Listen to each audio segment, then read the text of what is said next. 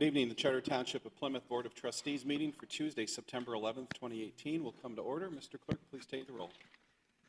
Trustee Heitman. Here. Trustee Dempsey. Present. Clerk Borba here. Trustee Dorshevitz. Here. Trustee Kermy. I see him walking in. Here he comes.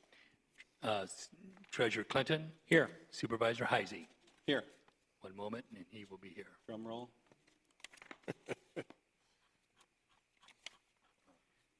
Trustee Kermy. Good. All present. We have a quorum. Fabulous. Thank you. Next up is the Pledge of Allegiance tonight. Let's have Pastor Matthew Dowling from Plymouth Church of Christ lead us in the Pledge of Allegiance.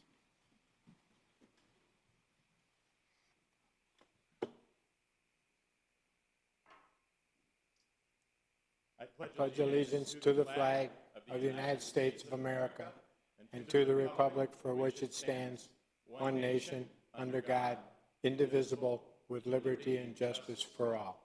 Thank you. Thank you. Pastor Dowling, thank you for being with us here this evening. As we know, tonight is the 17th anniversary of the 9/11 terrorist attacks across our country. Pastor Dowling is here tonight as part of our very small but significant recognition of this day. Pastor Dowling is from Plymouth Church of Christ here in the township and has a personal involvement, personal story of his own relating to the terrorist attacks in New York City. So before you lead us in prayer, Pastor Dowling, could you just tell us a little bit about how this incident affected you? Sure. I am connected to the events of September 11th the way all of you are as Americans, and it was a profoundly moving experience. Typically we observe by asking, well, where were you on 9/11? And I've never met anybody who can't say exactly where they were and what they were doing. I am a Marine Corps veteran, though I'm old enough that I served before the engagements in Iraq and Afghanistan. But my most profound connection to September 11th was serving a church in the central New Jersey area after the years of 9/11 with families who lost loved ones in the Twin Towers, who had family members that were counted amongst those who gave their lives in the first responders' response. And so through their eyes, being able to see some of the profound depth of grief which many Americans tonight will have experienced in new ways.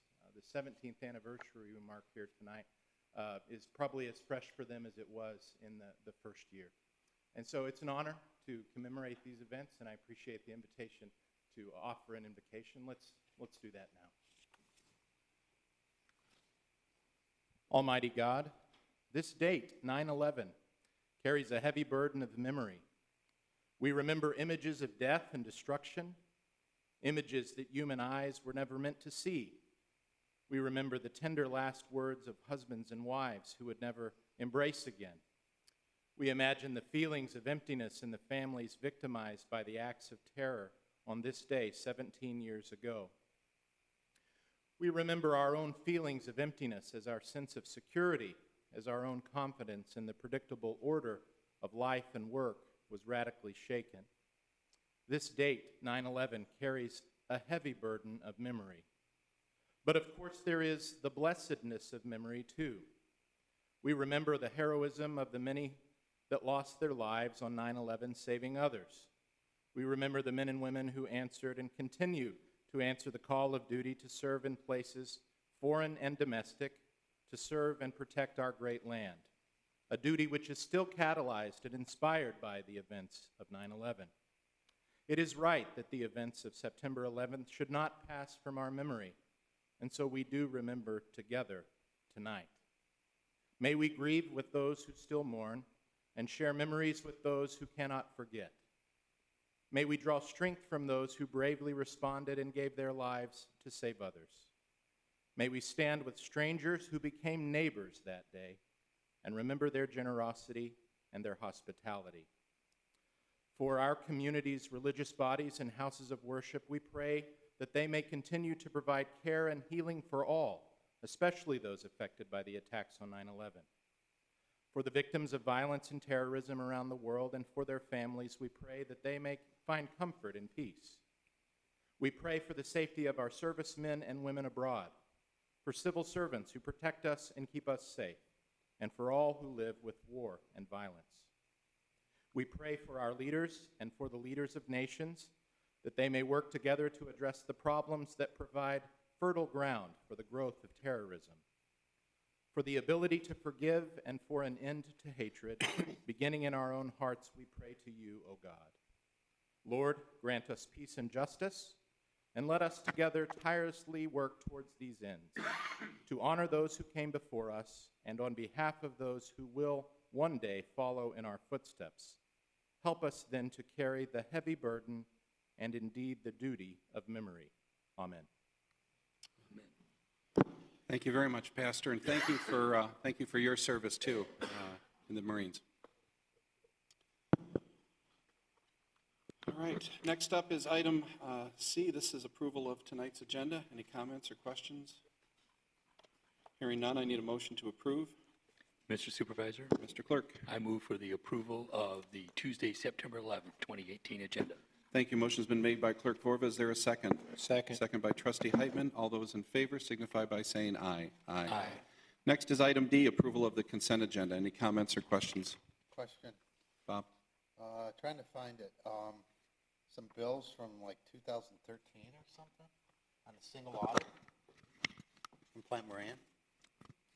That would be relative to the drug forfeiture money? I think it's, on the police. Yeah, this thing, Where's Cindy? where was that? Okay. I would say that relates to the drug forfeiture money audit. 'cause- Right here? Oh, this was done last year or this year? No, they're auditing the 2013 books. Don't quote They're me on doing this, that but I think they've got to go Yes. back to 2011, 12, and 13. Oh. And anytime you spend more than a certain amount of money, they have to be audited. When you accept more than a certain amount of money of federal funds, it has to be audited, and they're still working on this. And they were not audited. I think I can Yeah, clarify that clear that up. if I can. If you recall, there was an issue with the single audit back many years ago, and when the federal government came in and audited the overall federal drug forfeiture, those 10, 11, and 12, and 13 were never completed by Plant Moran, which is a requirement. So apparently they need to go back and complete those years now that the big audit has been completed, is my understanding of what this billing is for. Okay. And they're also just wrapping up, 13, 14, and 15. And there's none for the 16th because the money wasn't spent. And so that is almost all wrapped up. Plant Moran was in here this past week, and we should be getting a final report on that here in the next month. Okay, thank you. Any other comments or questions? One thing that jumped off at me was the large amount of vehicle repairs and the bills we're sending to Blackwell. I think it kind of talks about the aging fleet of some of our vehicles, plus how hard we run them, and it just seems to be a lot. These are all late model vehicles. Well, if I can respond, and I can give you more details. We can look at the bills and give you details, but the vehicles run 24/7, so they get a lot of miles on in a couple years. We always try to balance: do we get a new car, or do we, is it more cost effective to do the repairs? And that's something that is looked at continuously. Sometimes we have no choice, but due to when we can order new cars and when they get there, sometimes we have no choice but to do costly repairs on the fleet that we have. Yeah, you guys in the fire, you do a tremendous job, and we're very happy with that. Any other questions or comments? Need a motion to approve the consent agenda? Mr. Supervisor, Mr. Heitman, I move we approve the consent agenda. thank you. Is there a second? Second. Second by Clerk Vorba. All those in favor signify by saying aye. Aye. Aye. Thank you. Next is item E, public comments and questions. This is not your only opportunity to comment tonight. We have public comments and questions at the end of the meeting as well, and we do encourage questions on every agenda item as long as they are germane to the particular topic at hand. So any comments or questions at this point? Okay. Let's move on to item F1. This is the proposed creation of a MITC Brownfield Authority. Tonight we have Mr. Jim Tischler here from the Michigan Land Bank. Mr. Tischler will be our main presenter here tonight. I have given you a lot of information in the cover memo, and I don't want to read it all, but we are at a we're at a turning point right now in the history of what's been popularly known as the Dahoko property, the old Dahoko prison property, going from Beck Road west to Napier. And also there's related Dahoko property and former government property on the north side of 5 Mile in Northville Township. We have the bulk of the land, though. The Michigan Land Bank, which is who Mr. Tischler works for, is the owner of the Dahoko prison proper. That's the old prison that was torn down last year, and that is a brownfield site as recognized by state law. The objective is to utilize the Dahoko site under the guidance and leadership of the Land Bank to bundle all of the surrounding parcels within the MITC corridor, and I believe we do have a map associated with that, under a unified, freestanding MITC Brownfield Authority that would be under the governance of a 5-member board, which would be the 2 supervisors, 2 trustees, and then a business owner or affiliate who would have an interest in the 5 Mile corridor. This is in order to create this entity, we need to direct the existing Plymouth Township Land Bank to create this entity in conjunction with the Northville Brownfield Authority. Did I say Land Bank? I meant Brownfield Authority. So our Brownfield Authority contracts with Northville's Brownfield Authority to create this site-specific 5 Mile authority. The other thing I'd like to point out is that any of the brownfield plans that arise in this specific zone still have to be approved by the respective boards of trustees. Yeah. So for example, if there is a brownfield plan created for the big blue area on your screen, which is the old prison site itself, then this board would still have to approve that brownfield plan. So to recap, let me just go over this map a little bit more. I know you've seen this map before. This is Beck Road. Okay, I've got a pointer tonight, so be careful. This is 5 Mile. This is the old Dahoko prison. This is the old Robert Scott prison, which is now being developed. This is not part of this brownfield 5 Mile corridor brownfield authority. That is already an existing brownfield. It may at some point be folded into this zone, but this is much further ahead right now than the rest of the areas. So right now we have, so the Home Depot is basically right here. The water tower is right there. We have Redico that is going to be developing the old Dahoko prison site. There may be 1 or more brownfield plans associated with that.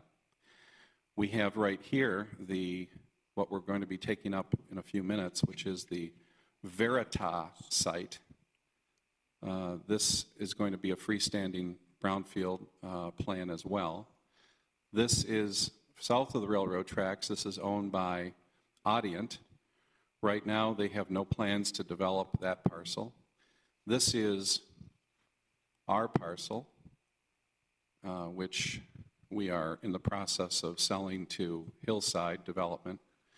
This is the Detroit parcel, and we found out yesterday that there may be a potential purchaser on this site as well that would be consistent with the overall zoning. The overall zoning on our side and theirs is light industrial with a high-tech overlay.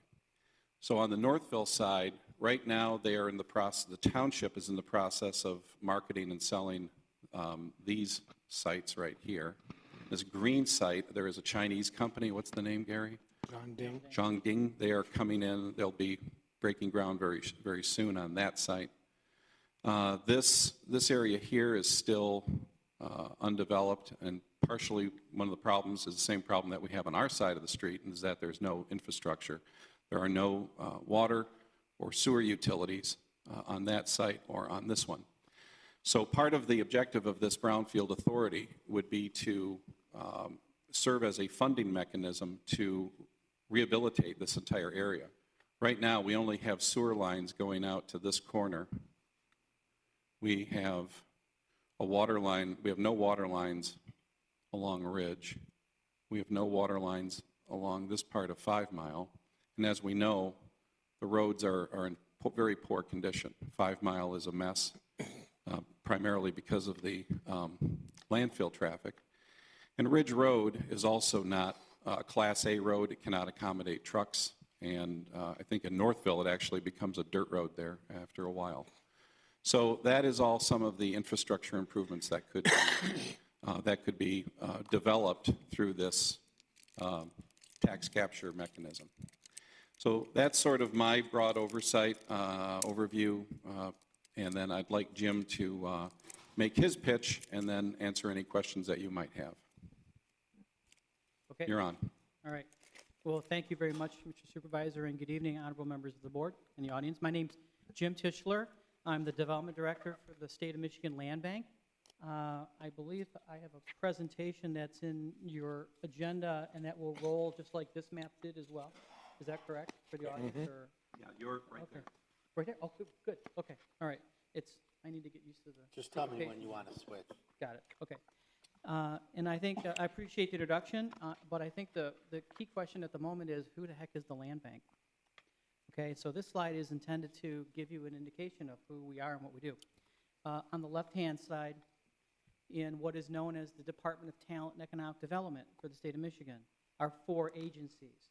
3 of them you probably know: the State Housing Development Authority, or MISHDA, the Economic Development Corporation, or MEDC, the Talent Investment Agency, or TIA. The land bank is the 4th entity, and it's not that we don't want to be known, but the land bank has specific purposes, which are on the right side of this slide, be it the ability to deal with quiet title of properties, to acquire and assemble properties, invest funds that we have, the state's funds in targeted areas, and work with regions and townships and cities and villages, much like what we're doing here tonight, for the purpose of strategic development and disposition. When someone doesn't pay their taxes and they don't pay them over 2 or 3 years, foreclosed property for taxation, some will go to the state land bank if a county does not have a current land bank. That's another role that the state land bank performs. We are also the development agency of the state. Now, what I mean by that is not that we do financing of economic development, that's MEDC, but when there's a need to actually engage in a development project, and in particular when the state declares properties to be surplus, such as this to some degree, then those properties get transferred through the mechanisms of the state to the land bank for redevelopment, disposition, and disposition to owners or developers or even local units of government. So the land bank plays a kind of a behind-the-scenes development support role, both internal and external to the state and for the state of Michigan. Next slide. In fact, it's already been referred by the opening presentation, and you perhaps are well aware that the State Land Bank is the present owner of the former Western Wayne Correctional Facility, otherwise known as DeHoco. On the left side of this slide is the picture of what that facility looked like before, with support from the legislature and the state turning property over to us with some funds. We proceeded during 2017 to develop bid specifications, offer those bids, take those bids, and proceed with demolition to get to the site condition that you see today if you travel 5 Mile Road. which is better than it was. It looks like it's ready for development, except for a few things. The site does have some contamination. Not too much, but it has some contamination. More than that, the site is what's known as a fill site, meaning that stuff was dumped there, whether it was soils or other stuff. It was used for many years, like a number of properties across the state, for dumping or for disposal. And so there's the need to actually allow for redevelopment which can actually deal with situations like that. And that's another role for the land bank's involvement in terms of brownfield development, which I'll cover in a few moments. But this slide is intended to show you that we already have a presence in the township and have been working with the township leadership and also the MITC authority for the better part of 2 years now. You can turn the slide now. In fact, this is another version of the map that the supervisor presented and walked through the properties. So I appreciate that setup because that allows me not to have to go into each of the particular properties. So you see that area, sans the property to the northeast. And it jumped ahead. Okay, I appreciate that. What I'm showing you here is, as was alluded to by the supervisor, the infrastructure costs to rebuild 5 Mile Road, install water and install sewer at 2 specs, both for Plymouth and for Northville Township. If you total all that up together, it's a lot of money. And the issue that is before both this township and Northville Township has been, and the key issue in front of the MITC group for some time has been, how can we address the need for generating economic benefit for the citizens of your community and Northville Township by attracting development, but the roadblock being that there's an infrastructure issue that is behind it, okay? And that's where the land bank can play a role. And if you flip the slide here again, I'm going to get into a little bit of details, not too much for you tonight. This is a little bit of a wordy slide, and I'm going to summarize it this way. On the left side of the slide is what's under the state law, statute for the Brownfield Authority, the Brownfield statute, how it defines an eligible property that can be used for tax increment financing, and then how it defines eligible activities. And so what's highlighted on the left, perhaps not, I think you can see it highlighted there, is that at the bottom left, a tax-reverted property that is owned by or under control of a land bank fast-track authority, thank you, that's us, a land bank, okay, is eligible for, if you see the underlined sentence up above, which is referring in the statute all the eligible activities under the Brownfield Act. Here's why that's important. It's on the right-hand side. Land bank controlled properties can undertake all eligible brownfield activities. As Plymouth Township, you can only presently undertake through your brownfield authority what are known as environmental or cleanup eligible activities. Cities and villages, which are qualified as core communities, have the ability to use tax increment funds to pay for infrastructure. So under the current brownfield law, that you would be prohibited from using tax increment funds to pay for infrastructure, except for properties that are owned by a land bank. And therein lies the connection and the potential for Plymouth Township itself, but also with Northville Township, to find a mechanism working with the state land bank, my shop, to actually generate and develop an entity which can help to finance the infrastructure, to support the economic investments in that area, to provide in the future tax dollars for your benefit and quality of life in Plymouth Township. And so you can turn the slide now, please. Okay. So to do that, there's a need for an arrangement to come into being.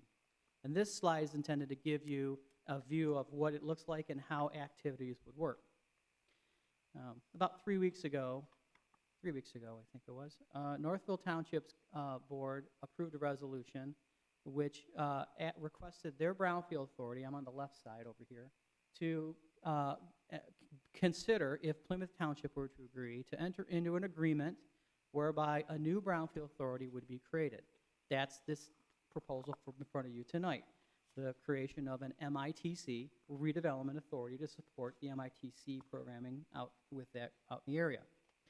If such an authority is created, then through a contract, the land bank is willing to enter into agreement with the joint authority, bringing its powers and authorities to allow for the joint authority to proceed with future brownfield work through brownfield plans to allow for not just the cleanup of sites like the HOCO, but also to allow for additional capture of tax revenues to help in paying or underwriting the cost of the infrastructure, the water, the sewer, the road infrastructure that you saw in the previous slide. I want to be clear. I don't think there's any intent, nor is there any capacity to finance $28 million tomorrow, okay? That number was intended to show you that you have a large cost in order to actually provide economic benefit to yourself in the long run. But if that stream can be structured over time with projects that come out of this, in this area, supported by this authority, then you have the mechanism on a point-to-point basis to generate revenue off those projects and tick off those infrastructure projects one by one by one. So if this entity is created, then here's how it would operate. A brownfield plan, perhaps similar to what you're seeing tonight later in your agenda, in this area, if it were to be approved by the MITC authority, would then still require approval of the governing board of Plymouth Township, if it's in your township, or in Northville's case, the Northville Township Board, in order to be fully approved. But once it's approved, then it can be used, the value, to pay or to generate from the new investment to pay for the infrastructure. We're in process now of starting to talk and think through a fuller scale infrastructure development plan, which might take 5 or 10 or maybe more years to build out, because there's a lot of work that needs to be done, but there's a lot of potential, as the supervisor had shown in the slide. Both the existing projects, meaning our own property, which is subject to a pending development agreement with a developer, and future projects coming down in the corridor. So this slide, again, is showing you that that's how the MITC work would go, but it would not interfere with your existing brownfield authority for any other location in Plymouth Township. If there's a brownfield project that requires your help, the township's help, in the southwest or southeast part of the township. Like lock performance is one. If they expand, they're going to want brownfield assistance. Then that system would run as it already exists, going through your township authority, brownfield authority, to you as a township board. Once again, the difference here is that the land bank's ability on our ownership and participation to allow for you to use those funds for infrastructure is the key reason that this proposal is before you and that we're here tonight. And with that, Mr. Supervisor, that's all my presentation. I'll be happy to answer questions that board members might have. Okay, let's stump the expert here. You want to just go around the table, or questions? Jim, can you clarify? I want to make sure I understood something you said. A regular old brownfield, like we have in existence today in Plymouth Township, you said the tax capture could only be used for environmental cleanup and not for infrastructure? That's correct. But if it was part of this contiguous or adjacent to the land bank, then it could be used for infrastructure. That's correct. Okay. Yep. And the reason for that is based upon ownership of the land by the land bank. That's the link in the statute. Okay. Okay. That'll bring up a question later then when we get to the next agenda item, because in that Verita brownfield plan, it talks about infrastructure. And that is because, and Jim, correct me if I'm wrong, but that's because the Veritop project is ready to go right now. And these things move slowly, and so Verita has asked our local brownfield authority to approve a plan to get it moving now. This plan, though, the Veritop plan, if that is approved, that's going to be a freestanding brownfield plan that will allow Verita to do the financing and get shovels in the ground possibly before the snow flies. And then that plan would be assigned later to the new regional MITC brownfield authority. So that my short answer, that wasn't very short, but the short answer is we want to have language in there that preserves the ability to do infrastructure improvements. Sure. If I can, I know that we. Or is that just boilerplate? No, you're exactly correct. Not to get into that agenda item yet, But the reason that infrastructure is proposed in that project is because at this moment, that parcel, even though a land split has been approved by the township, still is owned by the land bank.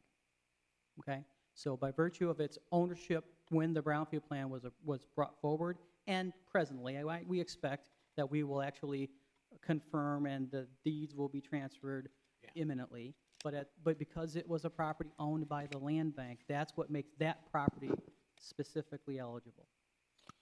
Do you have, you finished, Mark? Yeah. Do you have any rough order of magnitude, guess or estimate, what the value of the property is on each side of 5 Mile? So in other words, the value of the property, just market value of the property, rough order of magnitude on the Northville Township side is X and on the Plymouth Township side is Y. Yeah, I don't have that roughly? answer for you. I don't. No. So, It'd be only my speculation. yeah, so I thought you might. So why do we need Northville Township? What's the advantage to Plymouth Township? Well, I can respond to that question. Maybe the supervisor can add to it, but of the infrastructure, well, I don't have the slide up. You don't need to move it. Keep it there. Keep it there. This is an important one. But in the map that you saw, of that infrastructure cost, a good percentage of that infrastructure cost is actually shared infrastructure cost between the two townships. I don't think it's feasible or technically reasonable to actually bid the 5 Mile road work and stop it at the center line.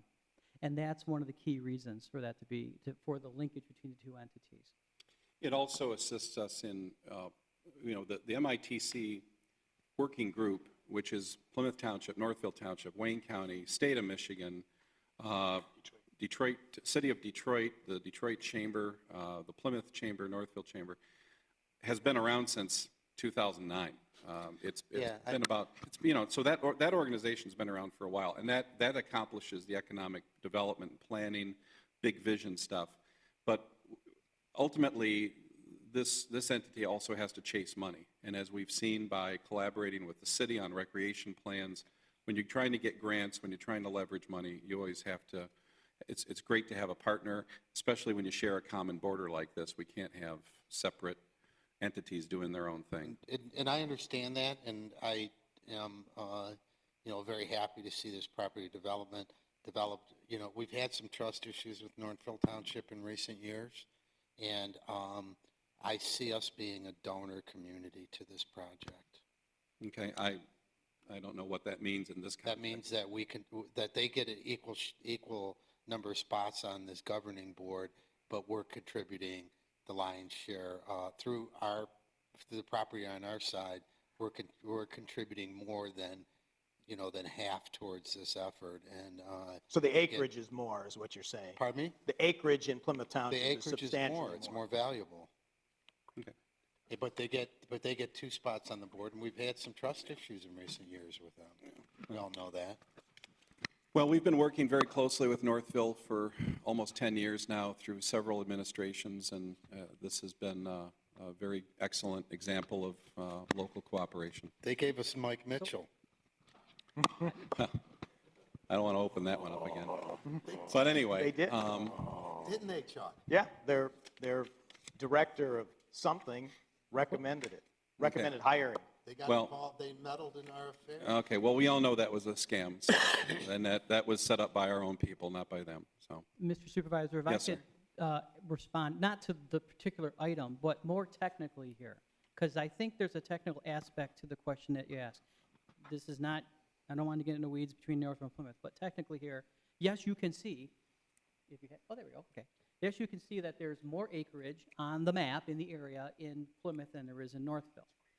But if you think of the structure of process that's being proposed, in a brownfield plan that comes forward in Plymouth Township, ultimately to you for approval, you're not losing any control over how you decide how and when that money is spent.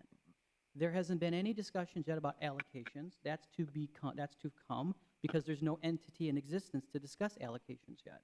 But assuming that this happens, it certainly isn't within your realm to consider that you might want to have an allocation percentage, however that may be based upon your acreage or values of property or whatever it may be, okay? And so that's the point I want you to understand is that you don't lose any control. You actually have the opportunity to discuss that with Northville, but there's nothing to discuss with Northville if there's not a joint authority. But these documents say the number of people from each community that are upcoming in here. Well, I want to be clear, I was talking about... In other words, how many I wasn't talking- trustees, how many supervisors? Sure. That's So the there's no decision. allocation. So I want to say, You're my mixing response allocate- wasn't relating to the the board definition of composition or... allocation. It was more related to just acreage. That's what I wanted you to understand. But the board, but there's nothing in the law that requires the board composition to be equal, right? This was a agreed upon or bargained for exchange, right? This is the way we have structured it with Northville Township, yes. And because we have the greater amount of land, we're actually going to be the greater benefactor because we'll be able to develop more land than they do and thereby have a greater benefit. Maybe.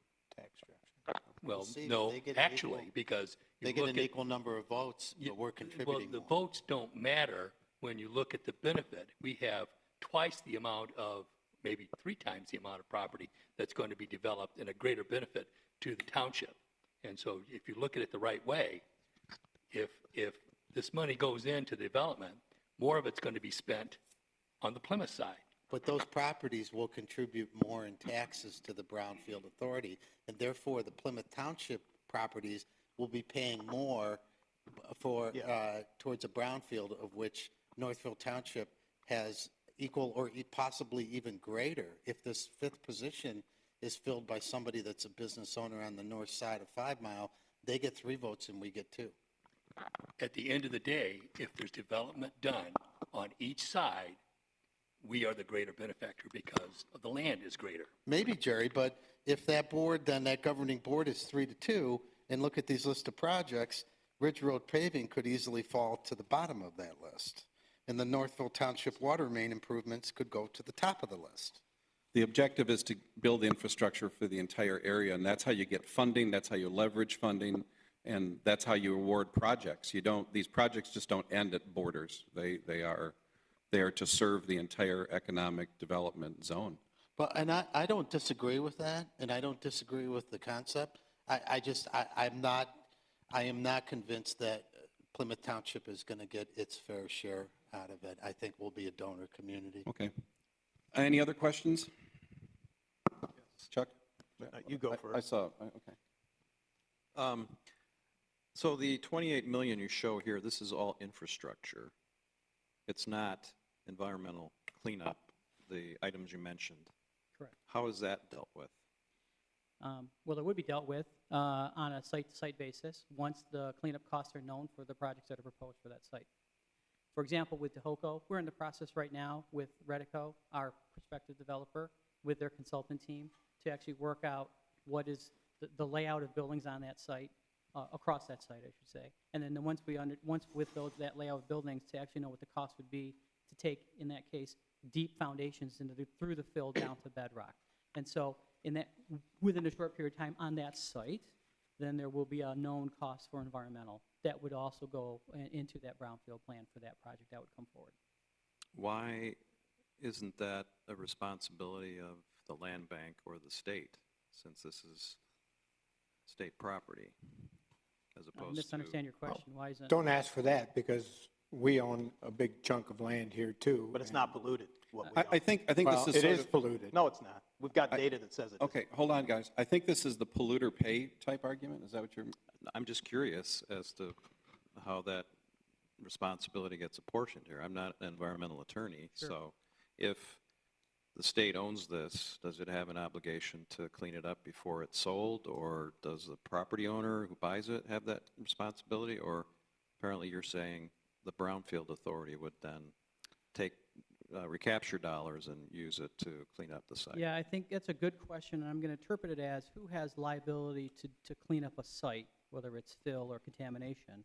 And the answer to that question is it's the polluter, it's the contributor, the causing party. The state of Michigan was not a causing party to this contamination. But the city of Detroit was, and they're part of the group. The city of Detroit has been an owner for over almost 100 years there. Yeah, on the Dehoko site. The city of presently, Detroit did state the of polluting, Michigan- yes. The state of Michigan owns the site, actually, the land bank owns that property.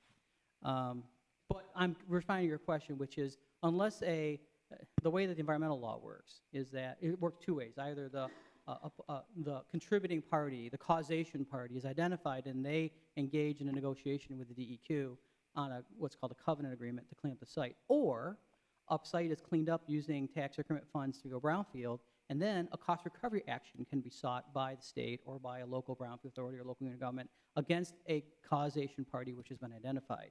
At this point, on this site, the state is not a causation party, and through the due diligence that's been done, there is no other causation party that has been identified that is viable and can be collected against.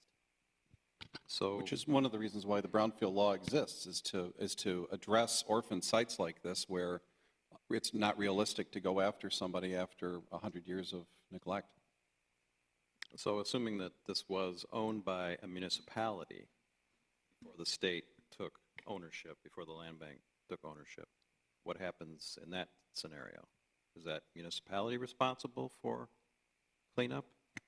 Municipalities are generally exempt from liability under the state environmental law. So, ironically, the way this is shaken out, potentially the polluter owns the property west of Ridge that they're going to sell that's not polluted, and the property east of Ridge that they did own that is polluted, they don't have any responsibility to clean up, apparently. Just making an observation, I guess. Well, I mean, the State Department of Corrections was the owner of the site going back to probably the early 1980s, if not late 70s. As you recall, the state was under a court order to move prisoners from northern Michigan to a site in southeast Michigan in very short order. So Dehoko was available, and then the Department of Corrections acquired the site. It was a federal court order, yeah, basically. The history in this site, most of the site, particularly the southeast portion of the site where it's wooded now, is that it was a dump. Not a city of Detroit dump, a dump, of which no identity can be sourced to who dumped there. But you could well understand, if it's typical to most dump sites that I've seen in my career, that it involves all sorts of people from all sorts of areas and all sorts of communities. It just becomes a dump. In fact, the term dump was used before landfill. So you've researched the ownership, and there's no private owner of that part of the property? To this property, the answer is correct. The Or dump- no, the answer is dump no. part. There is no recent historic private owner. But if you weren't talking about governmental entities, if someone purchased a piece of property and it was contaminated under like CERCLA and RECLA laws, they would be responsible. They would get the cleanup call unless they did their due diligence and settled up with the person ahead of time or had an agreement that someone else would be responsible for cleanup. Yeah, I'll respond generally to that. The way the environmental laws are structured now, in the present time, in Michigan and also nationally with CERCLA, the federal law, is that if a prospective purchaser or whether purchaser or lessor for a site wants to come onto a brownfield site, if they conduct their due diligence, that means they do phase 1 and phase 2, and if they learn what's on the site or in the site, okay, and if they file that with the state of Michigan through a BA process or the federal government, as in like some other states, then they protect themselves from liability.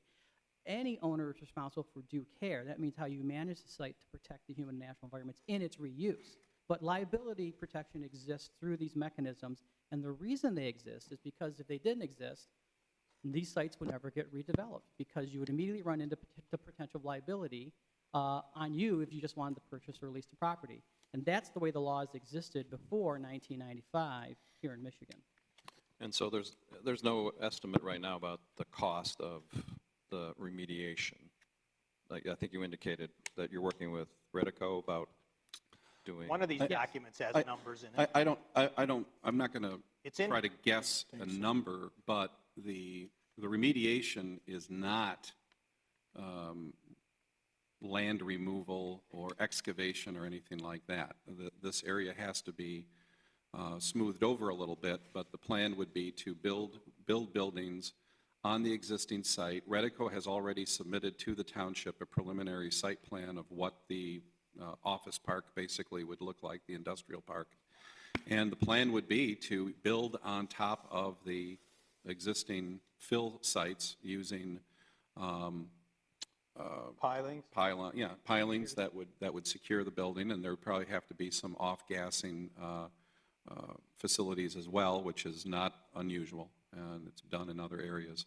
So that would be the remediation. And I don't know what I think it's really the remediation is going to be the price of the cost of the additional supports for buildings that would be built on the site, and probably some of the off-gassing if necessary. So for Yeah. Veritas, there's a list in here of what their proposal is. Yeah, it's my understanding. $95,000 for off-gassing. Well, the Veritas site is built, would be built more on an area that has a different type of fill. It's not as deep, and I believe it's more of, and I know their environmental consultant is here too, so we can talk about that later, but their site, I believe, has more ash and other debris from the Incinerator? the electrical generation system that existed there, yeah. All points correct. I'm not here tonight to talk about DeHoco in detail, because that work is forthcoming. It's in process. And that's a separate brownfield. That's an example of a separate brownfield plan that would still have to come to this board for approval. Right, but for representation purposes, the level of detail that you see in a due care report and a plan in the Veritas project or item coming up on your agenda is in many ways representative of the approach and the process and the outcome of what you'll likely see for other brownfield sites, including DeHoco within this area, or any brownfield project that you would see in consideration for approval of a brownfield plan. Just a comment, not a question. I think this is an incredibly creative solution. And I always struggled with, when we were trying to sell our 5 Mile property, I always struggled with the issue of how are we going to get the infrastructure paid for? Because we didn't want to pay for it, the developers didn't want to pay for it, and this is a solution that allows all of that infrastructure to be paid for, basically at no cost to the taxpayers or the developers. I struggle too with who's going to be the first developer in, because you have all this opportunity, but who's going to be the one to invest first and then start putting money towards infrastructure that would in turn benefit all the ones who came in later. But if we create this authority, then by definition, they're all in, not necessarily the first one. So to me, if we're ever going to get this property developed in a timely fashion, not a piecemeal approach, it's an ingenious way to do it. The downside, and I understand it, is we're not going to see tax dollars for a long time. But we're not seeing tax dollars from this land anyhow today. So the tax dollars will come once it's developed at no cost to the taxpayers. And also, you're not going to see, what you are going to see immediately, and I'm not going to say everybody's going to live here, but you're going to see job creation, you're going to see construction jobs, you're going to see the spin-offs that come from that. You're going to have residential, you're going to see retail, hotels, all of the other support equipment or facilities that are needed in and around that area.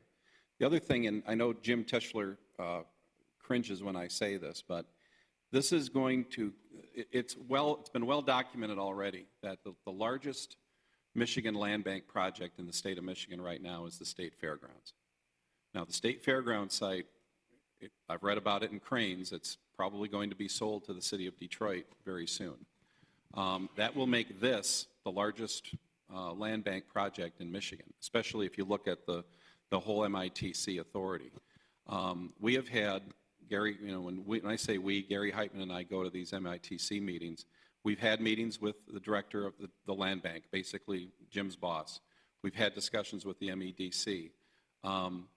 They are very excited about this site. They are, we have had discussions with the state through the state's Michigan Strategic Fund, where they would be interested No guarantees tonight, but they would be interested in up to $25 million in loans that would be provided to the land bank, assuming this project goes forward, to front the money to pay for this infrastructure. That would then be paid off over a 20 to 30-year period.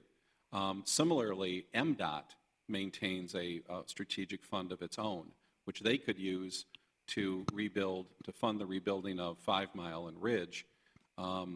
We could also then leverage that money with federal money because we're working with SEMCOG to get this designated as a freight corridor, because landfill trash is considered freight. So it qualifies as a freight corridor. So we can get federal money for that. Plus, the landfill itself has to pay, or supposed to be paying $500,000 to rehabilitate 5 Mile as well.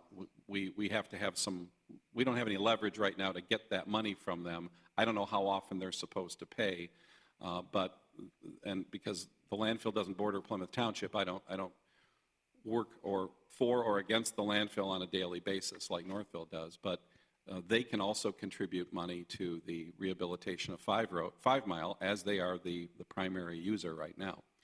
So these are all things that the state is very interested in. They want to see this project succeed because there are many old, closed, derelict prison sites and other large state facilities across the state. So the Michigan Land Bank and the MEDC they want to use this as a showcase to demonstrate to local governments and county governments that there are creative ways to leverage the Brownfield Act, which goes back to 1996. I think John Engler's administration came up with the idea that this would be, oh, that's an MSU, sorry. The MSU guy didn't like that, but but it's definitely something that a lot of people are looking at, and I think this will be an incredible economic boost to really to Western Wayne County. Mark, I think you made some great points, but I still am really hung up on the fact that I think we will be in the minority, and I just really believe Northville Township will take care of Northville Township first. They always have. They have since I've sat on this board, and we've had trust issues. So I don't know why this governing board can't be, why that 5th seat can't be a business owner that sits on side of 5 Mile. We're going to lose control over this project unless we have control of the board. Okay, Chuck? I'm going to have a lot of questions and comments, so relax. Okay, before you do, then, can I just ask 2 quick ones, which is, Yes. so who does pick the business owner on the board? Well, it's kind of organized like a state commission would be. There's a 5th person who would be a business owner who has an interest in the corridor. We've also talked about rotating out the head of the Plymouth Chamber and the Northville Chamber on an every other year basis. But those are all concepts at this point. The original idea was to use the county commissioners from just because the way the district is currently configured, I have a county commissioner from Northville and I have one from Plymouth Township. But the attorneys at the state level said that was a violation of the Incompatible Offices Act. So we're looking at possibly using the 2 chamber heads on a rotating basis. Okay, I'm sorry. So how is that decision going to be made as to the composition? It would be made by the MITC Authority Board once the board is created. So as currently configured, it would be me, Nix, Heitman, and whoever, some trustee from Northville. All right. Question. You said, and I may have confused it, that the Plymouth Township Board and the Northville Township Board will have the right to approve the respective brownfield that's in MITC, or it will only be the MITC brownfield that will have the final say? Yeah. No, I said that the boards will have final approval of future brownfield plans. Right. Let me, For properties in the MITC. That's correct, which is no different than what you have right Right, now with your board. And I think that's a good way, your question was excellent to help respond to the gentleman's question here, which was on how you control this MITC situation, irrespective of who sits on the board. The way it's structured is that any brownfield plan that incorporates Plymouth Township property will be required, because it's required under the brownfield statute, to go to the governing body for a public hearing for review and comment and approval, much like what you're going to see shortly with that brownfield plan over at Verita. No different with a brownfield project here as well. So I want to use that to say that's a mechanism of control that you still retain no matter what happens.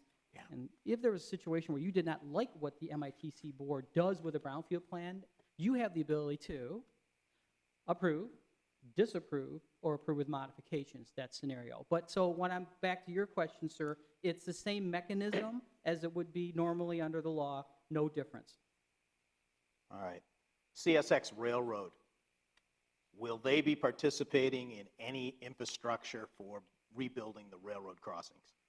There are two of them, right? One on 5 Mile and one on Ridge. Yeah, let me answer that one. It is our understanding that MDOT and all railroad operators, I don't know if it's throughout Michigan or southeast Michigan, but we have been told that there is a project in the works with CSX and MDOT to rehabilitate, widen, and improve safety features at both of the railroad crossings. So, that being said, we don't know what their timeline is or their time frame, and as we know with MDOT on local projects, they move very slowly. But any plan that we would do to rehabilitate Ridge and 5 would be in conjunction with CSX and MDOT, and DOT, the Federal Rail Commission, anybody else that we need to work with to get the necessary approvals, rights of ways, and other intersection improvements. Do you want to, Gary, do you have anything else on that? No, I have a lot more. No. I just wanted to make sure Gary was, because we've had those discussions. Right.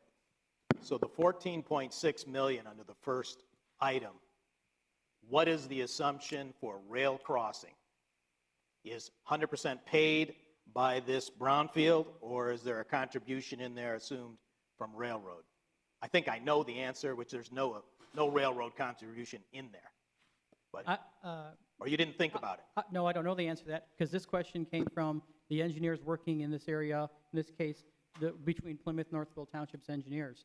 So I don't have a direct answer for you. I think that's an accurate reflection of what the cost would be. I think Mr. Kermey's question is who's going to pay for it. And I think I go back to saying that is where the MITC authority works with all of the different stakeholders. I've outlined several: the county, the feds, DOT, MDOT, CSX, landfill. Everybody's going to, it's our intention that everybody who can is going to try to pay some share of this cost. The county road, is the county contributing anything for road money since they get Act 51 money? Well, currently they are not because nothing exists yet, and so they're all about leveraging money. Once we had if we have a funding source in place, it's much easier for us to go to the county and say, what are you willing to contribute? It could be engineering costs. It may not necessarily be money. It may be in kind through engineering and design features like that. So these are all things, but the county is at the table. Our economic development, Bob, the thing went blank. The slideshow. So, Nothing. It went off. It just went blank. Yeah. so these proposed loans of 25 million, then that would give a subsidy to the developer who would normally in a brownfield front the money and gets paid back by the brownfield. So that's what's the next consideration? You want to do that one? Potentially, Yeah. potentially relieving the developer or property owner or the leasee of upfronting the money, Yeah. Okay. because so- there isn't much. This is not about cleaning up pollution. This is about infrastructure. This site appears to be not very polluted.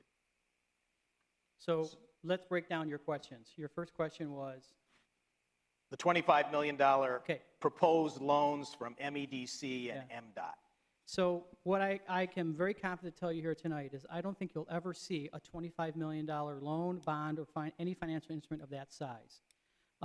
What I expect will likely happen is that a infrastructure development plan will come together, which identifies segments of this total cost across water, sewer, and storm that needs to be built out, and those costs will be segmented out, so that 28 million will be broken down into 7 or 8 or 9 different segments of cost.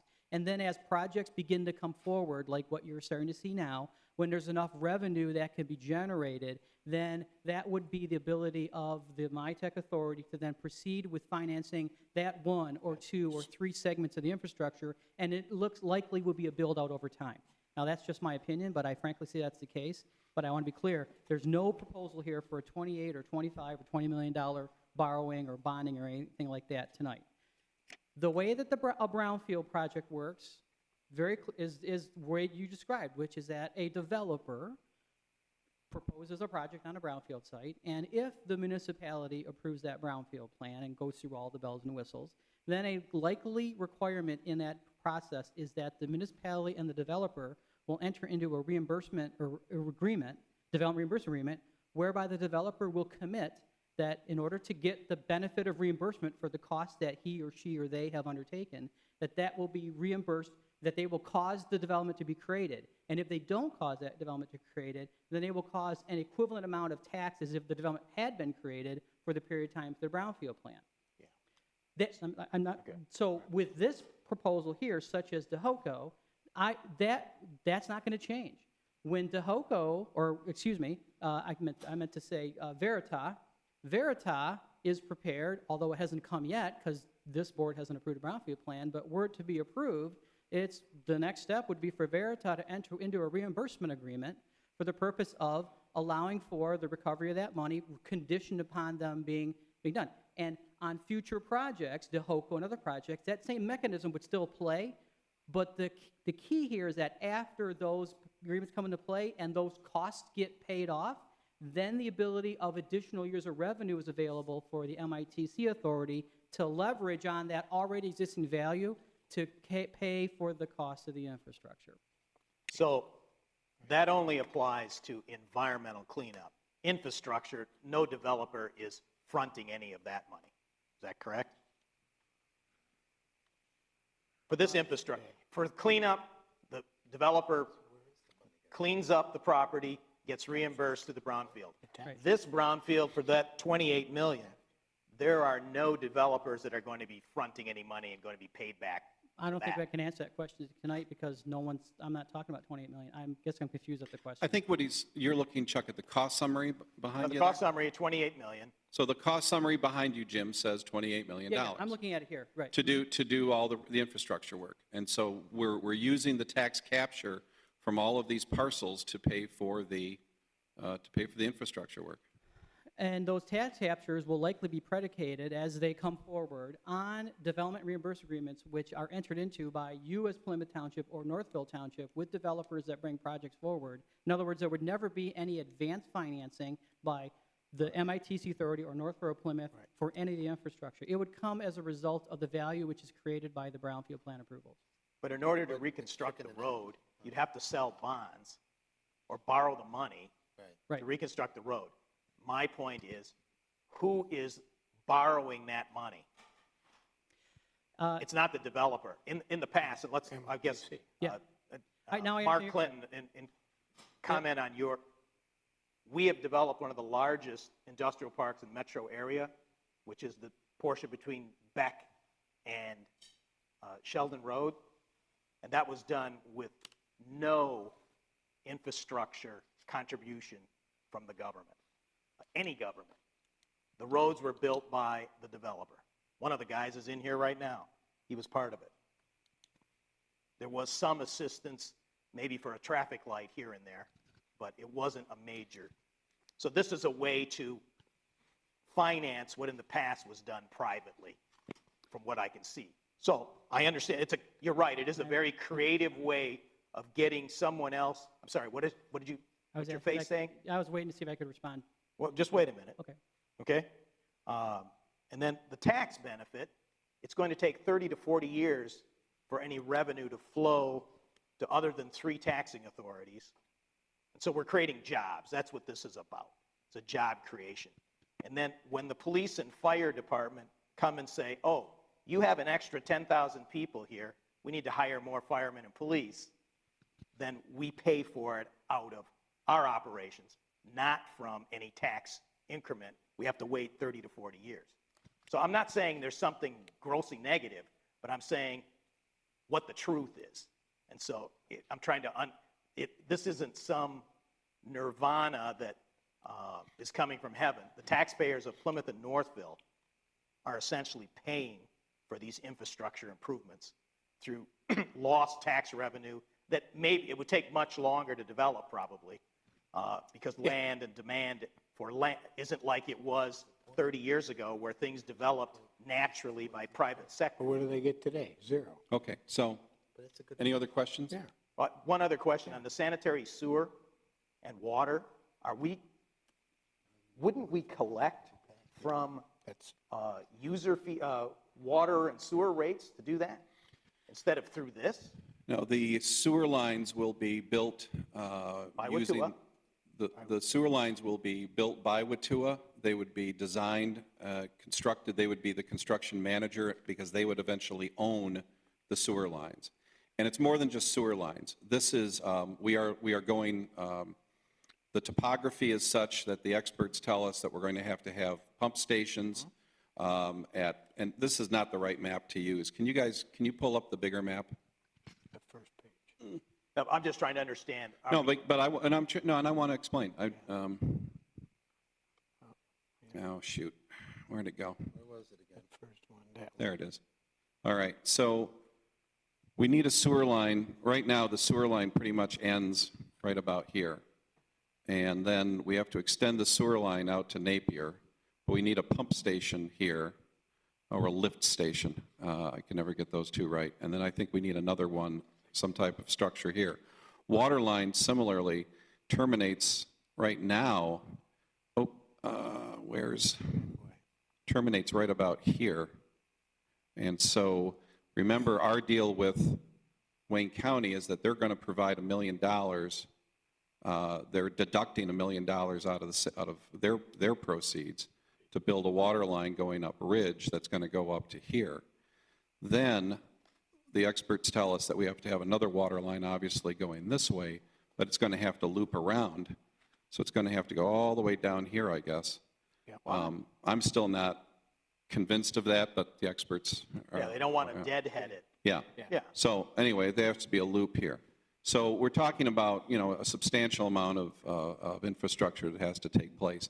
The other thing I just want to point out is the beauty of having this unified brownfield authority under the auspices of the land bank is that, as Jim pointed out, the law allows the land bank to build infrastructure that's related, that's part of a brownfield site.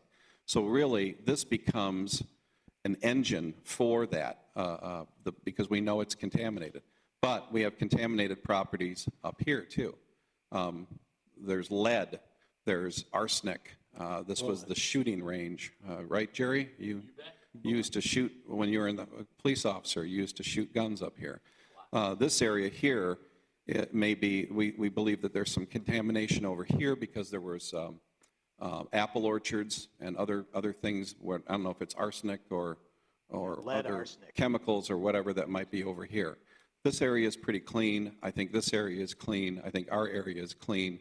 But what you can do is, since this is part of a district, if you will, you can use the existing brownfield sites, and as long as they are adjacent and contiguous, which these are, we can use the brownfield, the power of the brownfield to build the infrastructure that is adjacent and contiguous to the existing brownfield sites. Yeah, agreed. This is just a different way than private money in the past built the infrastructure and paid for the water lines and the sewer lines. That's what traditionally in Plymouth Township was done. When, okay, Act 198 will not apply, we can't give tax abatements, I hope, for this, because there's nothing to abate. I don't think there's anything to abate at this point. So when people come and ask, we say it's not applicable? Because already we're giving away 30 to 40 years' worth of tax revenue at 100%, not 50. I don't think so. Jim, What is your knowledge of I- 128, Act 198 tax abatements on this? Actually, it's pretty good, but I want to respond to the comment, because I've heard now 3 or 4 times 30 to 40 years. Under the law, the maximum length of time that a brownfield plan can be is 30 years.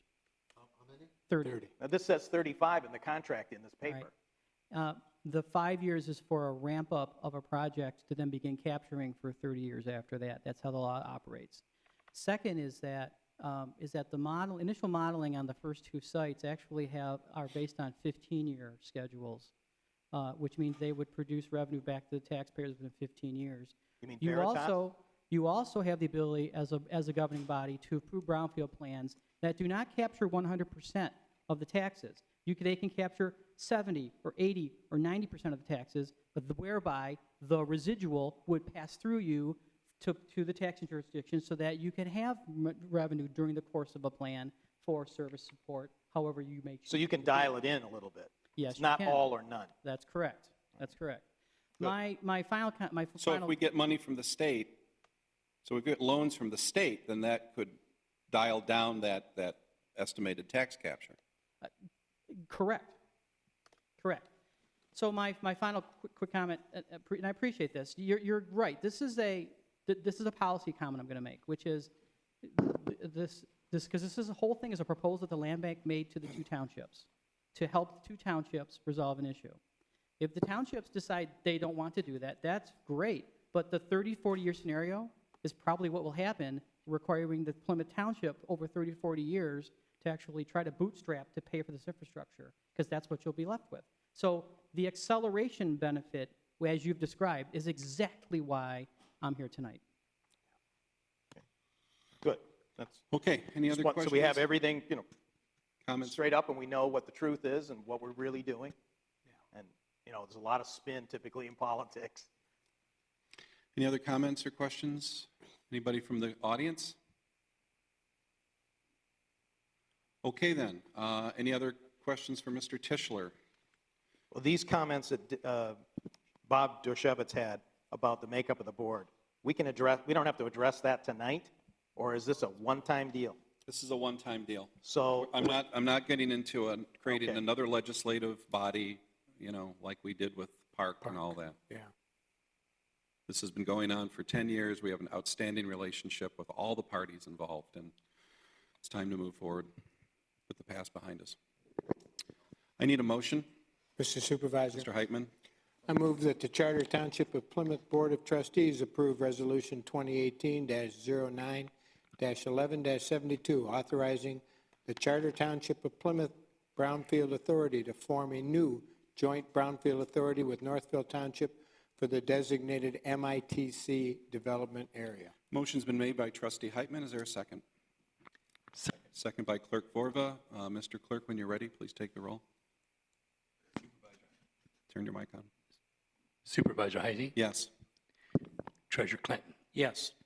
Trustee Kermy? yes. Trustee Dorshevitz? No. Clerk Borba, yes. Trustee Dempsey? Yes. Trustee Heitman? Yes. Motion carries. Okay, thank you very much, gentlemen. So Mr. Tischler is not going to go away yet because we're going to do we have to do a public hearing on the Veritas brownfield site development plan. So at this point, we're going to open up this meeting for a public hearing on the Veritas site, which is currently designated as 47500 5 Mile Road. I believe we need a motion to open up the public hearing. Mr. Supervisor? Mr. Clerk. The proper notice, public notice, and the newspapers and posting has occurred on August the 30th, 2018, in our local newspaper. I move that we open up the public hearing for the public Motion's been hearing of ma- Brownfield plan for 4750 Second. by Morrow. Okay, motion's been made by Clerk Vorva, seconded by Trustee Kermy. I believe we need to take the roll on this as well. Clerk Borba, yes. Trustee Dempsey, Yes. Trustee Heitman. Yes. What are we voting on? There's no It's a more- nothing. It's a- Opening the public Opening a hearing. public hearing? Supervisor Heisey. Yes. Treasurer Clinton. Yes. Trustee Kermy. Yes. Trustee Dorchevitz. Yes. Okay, we are now holding a public hearing on the, it is, what's according to my clock, it is 8:15, and we have a public hearing now on the Brownfield plan for 47,500 5 Mile Road. This is up on the screen right now. That's a typo on there, right? July 24th, because I don't recall ever having approved it. No, the Brownfield Authority met. Okay. Yeah, that's, on July 24th, the Plymouth Township Brownfield Authority adopted a brownfield plan related to the redevelopment of, yeah, that was done by the Brownfield Authority.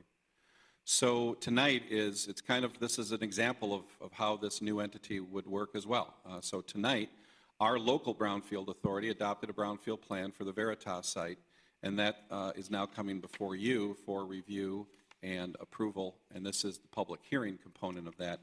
Our decision-making process will, will come up under item 3. So at this point, are there any comments or questions from the public on the Veritas site? Is Verita here? They have a representative here, but he will be commenting under agenda item 3. Because he's representing the developer. He's not the public. This is the So public hearing. the corporation is not here? The corporation, I do not believe. Verita, or whatever? I do not believe the corporation is here, but they have a representative here tonight. Okay. Okay, any other comments or questions from the public? All right, I move to close the public hearing. Second. Motion's been made and seconded. Let's just do a voice vote on that. All those in favor of closing the public hearing signify by saying aye. Aye. Very good. And the time is 8:17. So we're moving on now to item F3. This is the application of the brownfield plan by Verita, 47,500 5 Mile Road. Mr. Tischler is here again as well to answer any comments or questions that you might have. This would be item F3. Right, okay. Can I just move down to the resolution part? Oops, just move up, Bob, in the box, yeah. Okay, so tonight we do have we have Tischler here, Mr. Tischler, and we also have a representative from the environmental consultant, I believe. Is that correct? Do you want to come forward?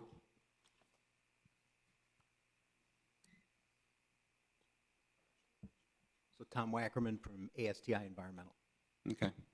So, Mr. Tischler, you want to walk us through this one as well, since you're here? Sure. Thank you very much. Again, Jim Tischler, Michigan Land Bank, for the record. This project, the Land Bank offered to facilitate this because it's on land bank land presently, subject to the execution of the deed pursuant to the approved land division. So the property that we're talking about, I wish I had a map, is... It's on the the one you had before is where it is. Yeah. So if you saw that map, the southeast corner of Ridge and 5 Mile Road, okay? It has been subject to the approved land division. It's 7.96 acres in size. Yep, there it is there. And on that project, approximately $4.5 million industrial facility is proposed to be built by Hillside Investments, and the lessor is going to be Verita on that site. You have in front of you the brownfield plan that was prepared, submitted, and approved by your Township Brownfield Authority on July 24th. That brownfield plan proposes to finance or reimburse the costs of eligible environmental activities, which total, and also non-environmental eligible activities. The total of non-environmental is $1,330,000 and some change. The environmental is approximately $140,000. The total cost of this plan is $1,470,770. You have that detail in your brownfield plan and in the summary. This plan proposes to open up a tax capture period, starting with taxes next year and going 30 years, not to finish paying of the property, but simply to go until the MITC authority comes into being. The only reason this plan is before you tonight is because of the desire of the developer and the lessor to proceed immediately with construction so that they can get into the building as soon as possible. And so having a brownfield plan approved now preserves the cost for reimbursement in anticipation of what would be the discussion and the action you took previous to that. I'll stop there to ask if you have any questions. Any questions from the board? Yes. Mr. Who Kerman? is Verita? What is their annual turnover? Where is their headquarters? And why isn't a representative here? Verita is a company that specializes in the construction, maintenance, and installation of fiber optic wires. They are currently located in Plymouth Township on 5 Mile east of Beck in a small series of industrial park buildings and offices. They're actually warehousing equipment outdoors right now. They have machines, they have vehicles, and they have surplus material that's laying outside right now. So they are, I think they employ about 300 people, and I think that the plan is to add at least, probably at least another 100 over the next several years. So this is a company that I've described what they do. One of the nice things about it, they're already a Plymouth Township-based company, and they want to expand. They want to stay here. And they also employ veterans. They are a company that works with the state of Michigan to, with the, I believe it's probably the Talent and Economic Development Corporation, to attract and retain veterans who are very good at doing this type of high-level electronic fiber optic installation. So what I can add to that is that that's information on the lessor, or the lessee, there we go, excuse me, Verita. The actual developer and the applicant is in the brownfield plan is Hillside Investments, LLC. Mr. Wackerman, who's already been introduced, he is their representative tonight, and he's able to speak about the project and the activity that would be proposed for the site. But I want to be clear that Verita is not the applicant. They would be simply the lessee for the developer of the building, which is Hillside Investments. So you had said earlier, I'm still struggling with this concept a little bit. You said the reason that you can use tax capture dollars to pay for infrastructure in this situation is because it's currently owned by the land bank. Correct. But once this is approved, Hillside will become the owner. I'm assuming the land bank will sell it to Hillside. And that's okay? They will still be eligible for reimbursement of infrastructure, even though they're no longer the land bank? That's correct. So long as when the property is owned by a land bank at the time of approval of the brownfield plan, Okay, then the eligibility is attained. okay. Can you help me with another? I was reading through, Bob, if you could turn to page 5 of the brownfield plan.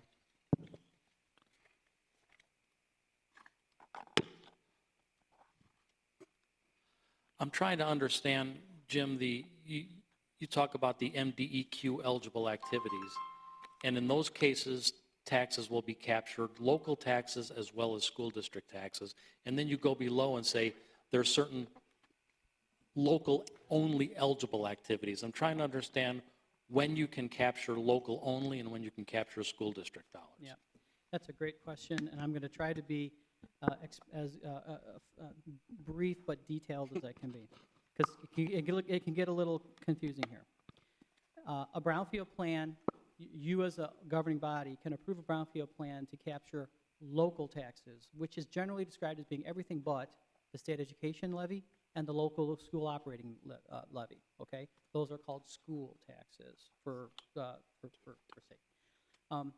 So your approval of this plan tonight is proposing to capture the local taxes should a desire for a plan at a point in time want to capture school taxes, then the Brownfield Authority could submit that plan to the state of Michigan. If it's an environmental eligible activity, it would be to the Department of Environmental Quality, or DEQ. If it's for non-environmental activities, they would submit to the Michigan Strategic Fund, or MSF. You've heard these acronyms and words tonight, okay? And then a review process would be undertaken at either one of those agencies to determine to approve or not to allow for the school taxes to be added to the local taxes in the capture. There's one exception to that, not to confuse, but the Brownfield law allows that for any phase 1 or phase 2 or baseline environmental assessment costs to be done, do care plans too?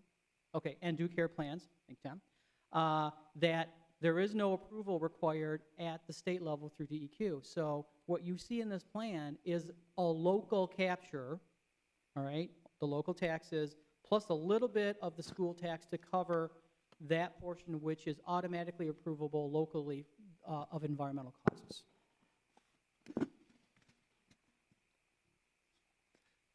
Thank you. I get it. Can you also explain, so this plan talks about reimbursing roughly $1.47 million to Hillside. There's also in the financials, we talk about reimbursing the Brownfield Authority, the Land Bank, the state, and then LSRRE, and I'm not familiar with what are the costs that are going to be captured and reimbursed for those other entities besides Hillside? Okay, so what you see in the tables is a distribution of what is the projected tax capture into 3 or 4 different pots. Is this page 7, bottom? Yes. It would, yes, that's actually the tax capture total. It would be an attachment. Thank you, Tom. That's not paginated, but you have to go Yeah, right to the there, plan. Bob, right there. And you see the tables after the images. What's that? Oh, you got it there? Okay, yeah, there we go, okay. Okay, bingo, okay, got it, okay, good, thank you, appreciate it. Okay, so, it's kind of a detailed spreadsheet, a little grainy, but I'll walk you through. Based on the calculation of the total taxes to be captured, the law requires a brownfield plan to show the impact on taxing jurisdictions. That's shown in the next column. And then the next column shows how much would go to reimburse the costs that were approved. Brownfield Authority, that's costs that a Brownfield Authority can divert from the tax capture stream to reimburse its administrative expenses. And so this plan proposes to take a portion and to build a pool to reimburse the costs now and in the future, short time period future of the Brownfield Authority for administrative costs. The next capture is, or the next column is the land bank. So I'm getting into the little bit of details here for you. But on a land bank property, once a land bank sells its property, then is entitled through the land bank statute of capturing half of the taxes paid on that property for 5 years forthwith. Okay? So that's calculating half of the taxes that will be generated in those first 5 years going to the land bank, which is required by law. Okay? The rest would then go to pay. And the last 2 columns, state, BRF, and LSRRE are really sexy acronyms for the reserve fund. Okay? In other words, your Brownfield Authority is allowed to capture a portion of revenue and put it into a reserve fund that could be used for a future site that may need that cost expended, or a site that doesn't have any tax generation capture. For example, I've seen in some communities that they've taken funds to remediate brownfields into parks or other activities. There would never be an investment capture on that, so they use it as a kind of, I call it reserve. That's really what it is. So that's what you're seeing here is a spread across the various pots that are proposed in this plan. Thank you. Any other questions? I'm sorry, I do have another question, and maybe it's better for the representative from Hillside, but there's roughly $655,000 in infrastructure, estimated infrastructure cost. Do you have the detail behind that? I can respond briefly to that. That is the water infrastructure cost, which is adjacent and on-site. and the need to install that. Absent the larger scale financing that's being, not financing, projects being proposed as you previously considered under the MITC, that is the portion of that cost that would be assigned to this property, were that MITC situation not have been considered by this board. So let's stop right there. Is this the water benefit charge that would normally be paid to Plymouth Township? No. What is it then? Is Hillside here, what are you going to use the money for?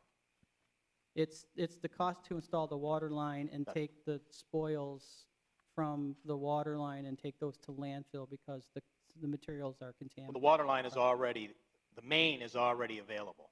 Yeah, So the they're main. tapping into it. No, this is not the tap. No, this is the water infrastructure cost around the periphery of the site. Around the periphery. Yeah. As you saw, as was So they're explained building a earlier, loop, okay, they're going to tap in under 5 Mile. Is that right? Let's have somebody here that knows. Are they going to tap in under 5 Mile? No. No. No. Where are they going to tap? The water has to be, the water has to be run from, I believe what this plan is to run the water along 5 Mile from where it ends at the east side of the Hokel property. Can we get the map? And it has to run Okay, across earlier- 5 Mile to this. And then what the other part was for the other side of the road, the other side of Ridge Road that is being sold to Hillside is the $1 million is to run the water up Ridge to tie into that. So you have a loop system coming from the water tank or from the east side of Hokel down 5 Mile, then turning south down Ridge and tying in down by 80th. Okay. Maybe I misunderstood, but Kurt Heisey said that the water line ended at Ridge now. So that's not Can the case. somebody bring up the MITC map? That's why I'm This confused. map does not help me at all. Which one is that? Yeah, get somebody up here that knows. So if you know, say. Chuck? No, he said that he knew, so. No, we're trying to get the map up.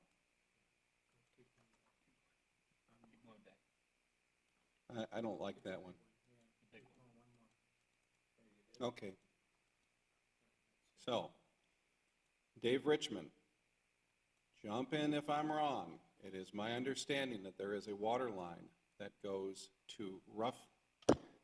roughly to around here, because this is where the prison was. And then that water line, there's a water line that has to be extended to a certain point up to that intersection. So that's one thing. Now, as far as looped systems and everything in this area, I don't know anything about that. What I do know is that here is Halyard, and there's a water line. I think you can almost see it right here. So the water line here has to be extended up Ridge to hook up to this. That will primarily service this property, which is our property right now. That's the part that that Hillside is working on. That's the money that the county has set aside $1 million for the creation of that water line. So, as far as other water lines, Dave Richmond, then, that's the extent of what I know about water lines. That's the extent of the project, is coming down along 5 Mile Road from the east side of Hokel, where you were talking about, where it ends, bringing it down to Ridge. And then coming up Ridge from Halyard is part of the sale to Wayne County. But the Ridge line probably won't be built for several years. I thought this company wanted to get in there ASAP. So what are they going to do for water? They're going to be able to tie in on the east side of And they're going to Hokel and forego be able having to run a it loop. down there, and they'll be able to use that water until this other line gets run up Ridge. There you are. So they won't have the loop when they first They won't open have up. the loop when they first come in. Okay. but- Good. Okay. And so this then will complete the looping and has nothing to do with water benefit charges. Who will pay those? We still, both townships maintain or will retain their ability to charge the benefit fees and water tap-in charges just as we would in any other development So it'll be a normal process. process. We don't want to make a big deal about that, but we will continue to keep doing that.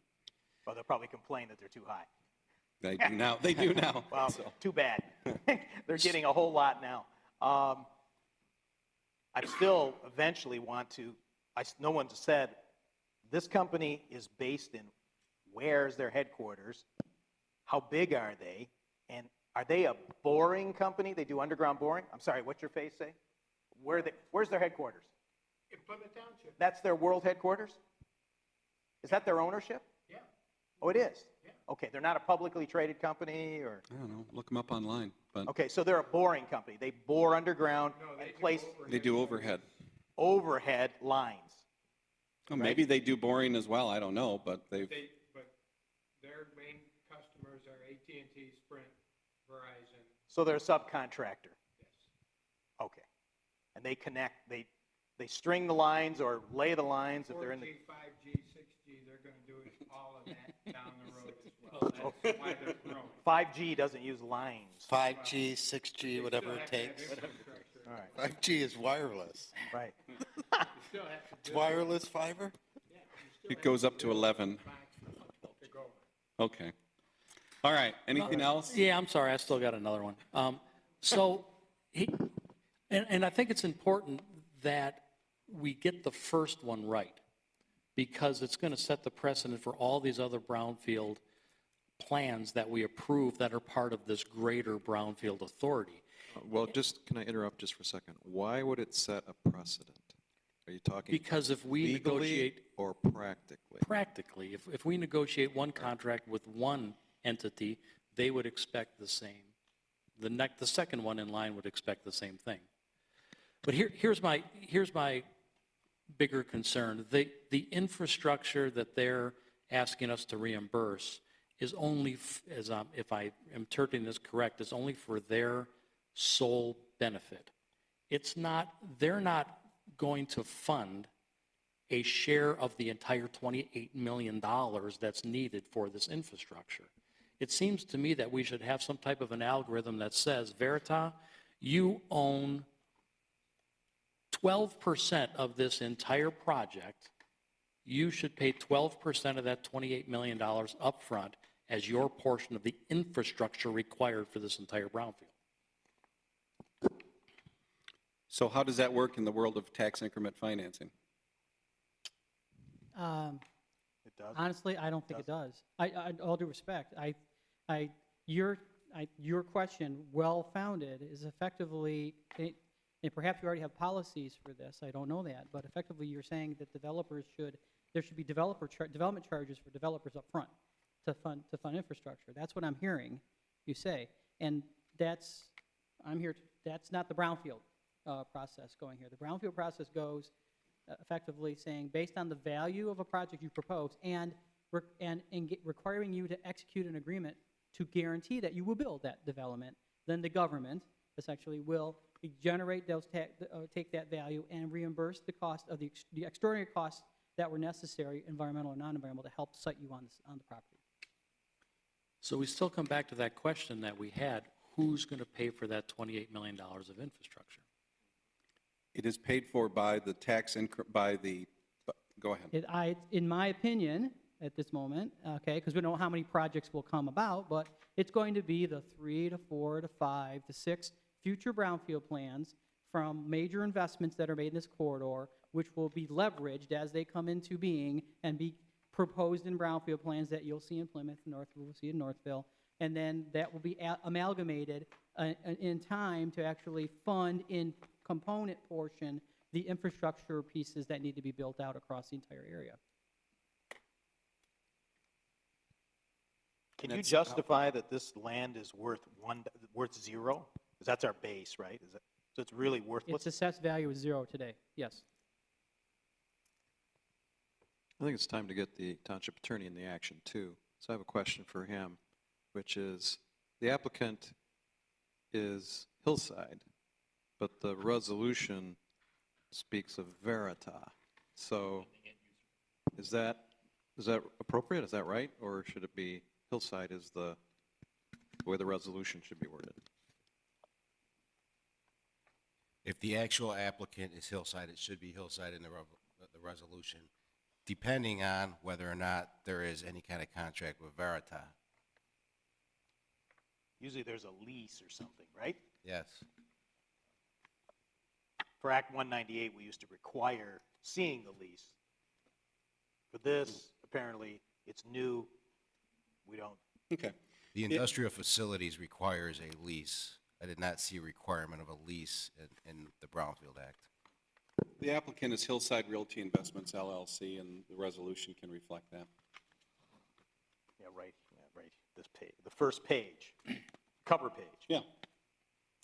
So Jim, I'm still struggling. I still didn't understand it. So for Verita, we can take captured dollars that will pay towards a portion of this $28 million of infrastructure?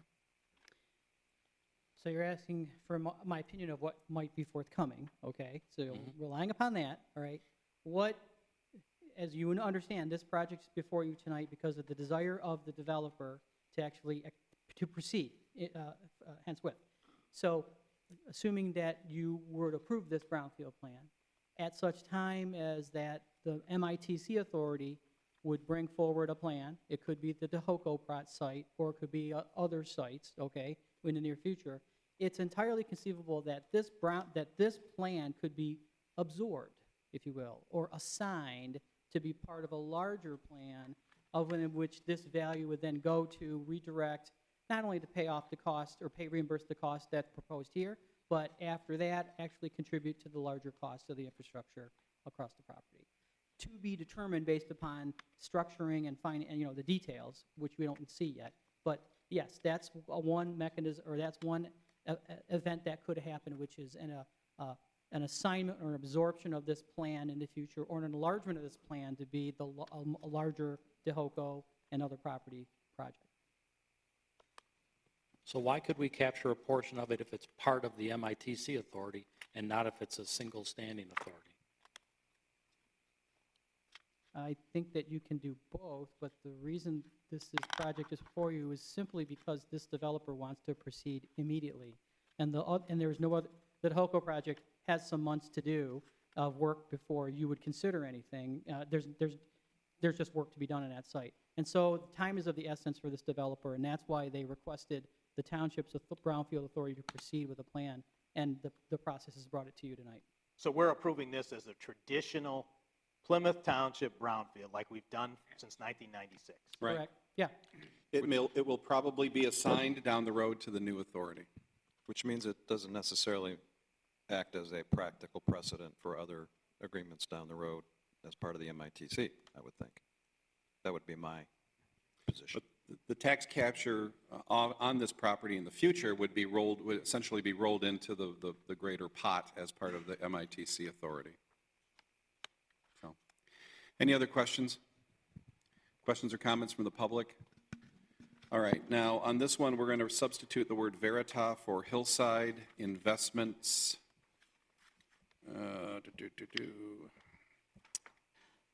Hold on.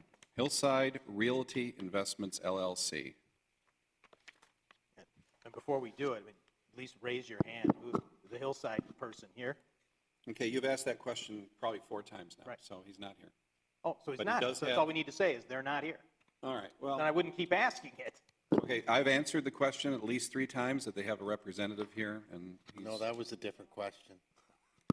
he has a representative here for Hillside. I need a motion. Verita. That wasn't what he asked. Okay, it's asked so many times, maybe I've been confused, so I need a Mr. motion. Supervisor. Mr. Heitman. I move to approve Resolution 2018-09-11-73, authorizing the adoption and approval of the Brownfield Plan as requested by Hillside Realty Investment LLC for the property located at 47500 5 Mile Road in accordance with the terms as listed, and further specify that the local Brownfield Authority retains the right to assign this Brownfield Authority to the newly formed MITC Brownfield Authority, thereby making that authority responsible for the administration of SAM. Motion's been made by Trustee Heitman. Is there a second? Second. Second by Clerk Vorba. Mr. Clerk, please take the roll. Clerk Vorba, yes. Trustee Kermy? Yes. Treasurer Clinton? No. Trustee Heitman? Yes. Trustee Dorchevitz? Yes? Trustee Dempsey? Yes. Supervisor Heisey? Yes. Motion carried. Thank you. Before we move on, could I just ask one quick question of the fire chief, which is about the silos here? They're hazardous, they're unsafe to be maintained, and can you speak to that briefly? They are hazardous, they are unsafe to be maintained. A drone was lost in one in the spring. We brought the Western Wayne County USAR team to try to recover it, and it was determined that the building is too dangerous for professionals to climb to retrieve it. So those silos are not worth saving. And you would recommend that no members of the public visit Even that? be near them, visit them, anything. Both you and the police chief would recommend that? Unless you really want to know. Okay. Thank you. Thank you for your time. Is there a Thank you, desire to Jim. take a break, or do you want to keep moving forward? He wants a break. You want a break? Bio break. Okay, let's take a 10-minute recess. Okay, let's go. Okay, everybody, we're back. I understand the video live feed is out for some reason. We either had a power surge here or something happened which fritzed out the system behind the door there. But we understand that we are still running a tape of this meeting that we can replay in its entirety in the next couple days. So, It's not actually a tape. It's well, I recorded know. on a hard drive. I'm an old man, you know. It's not a fiber optic either. It's a G12, man. So DVD. Anyway, floppy drive. So next up is item F4. This is a proposed agreement with the Plymouth Rain Soccer Club. This is something which developed out of the golf course committee because Trustee Dempsey and Trustee Dorshevitz serve on the golf course committee with Township resident Bob McCurdy.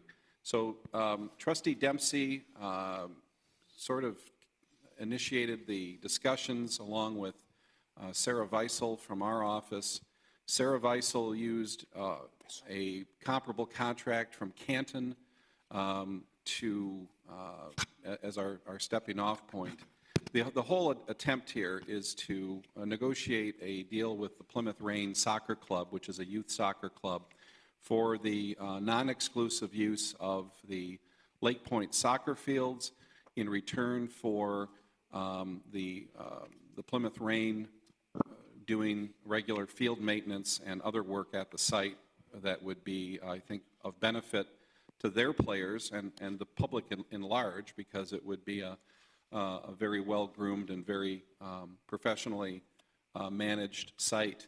And it also would save money for the township because their people would be doing the lawn work and the maintenance. So I don't want to get too far into the guts of the agreement. I'd like to pass this over to Trustee Dempsey, who can walk us through the proposed contract.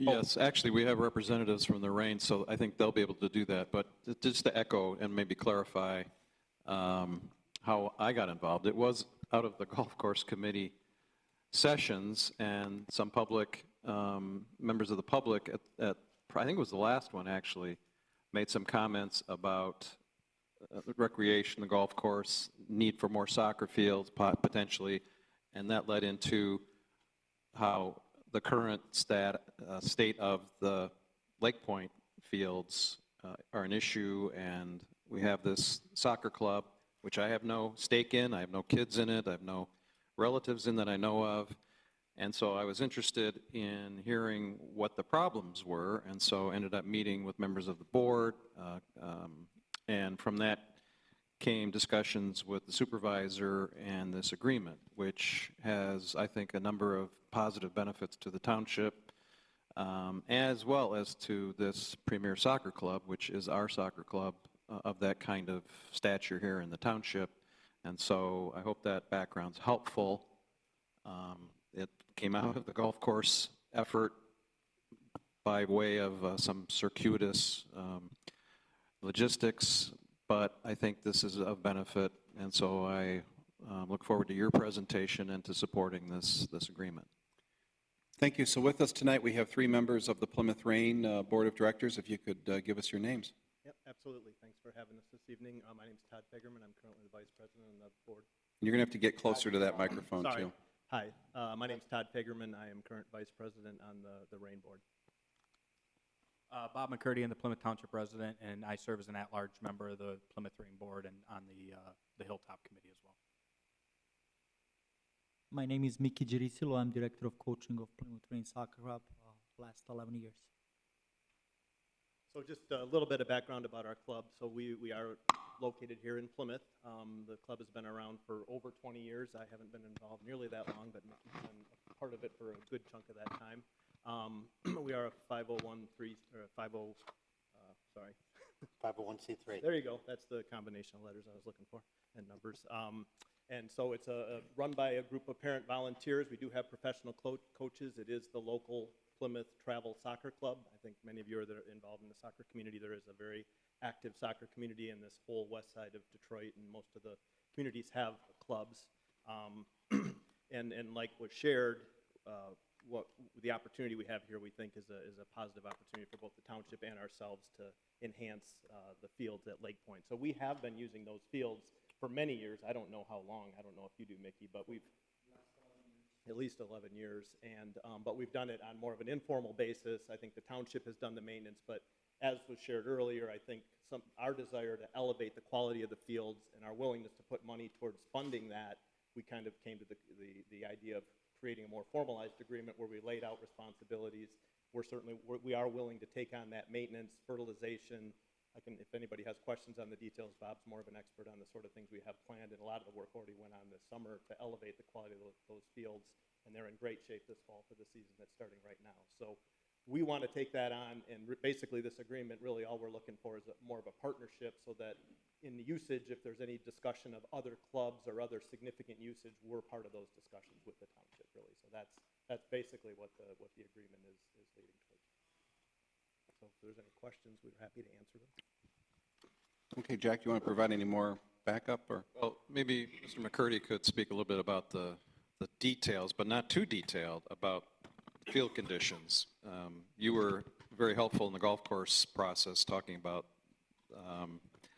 that kind of issue, which led into this potential agreement. So Yeah, my background obviously is in crop and soil science from Michigan State, and when I looked at the fields, there were some severe, thin areas, patches, quite frankly, dangerous to the players. And so what I got asked to join the Rain Board in sometime in late April, early May. One of the things they asked me to do was take a look at Lake Point, and we put together a plan of action that required aerification, overseeding, fertilizing, working with the township to get the water schedules correct.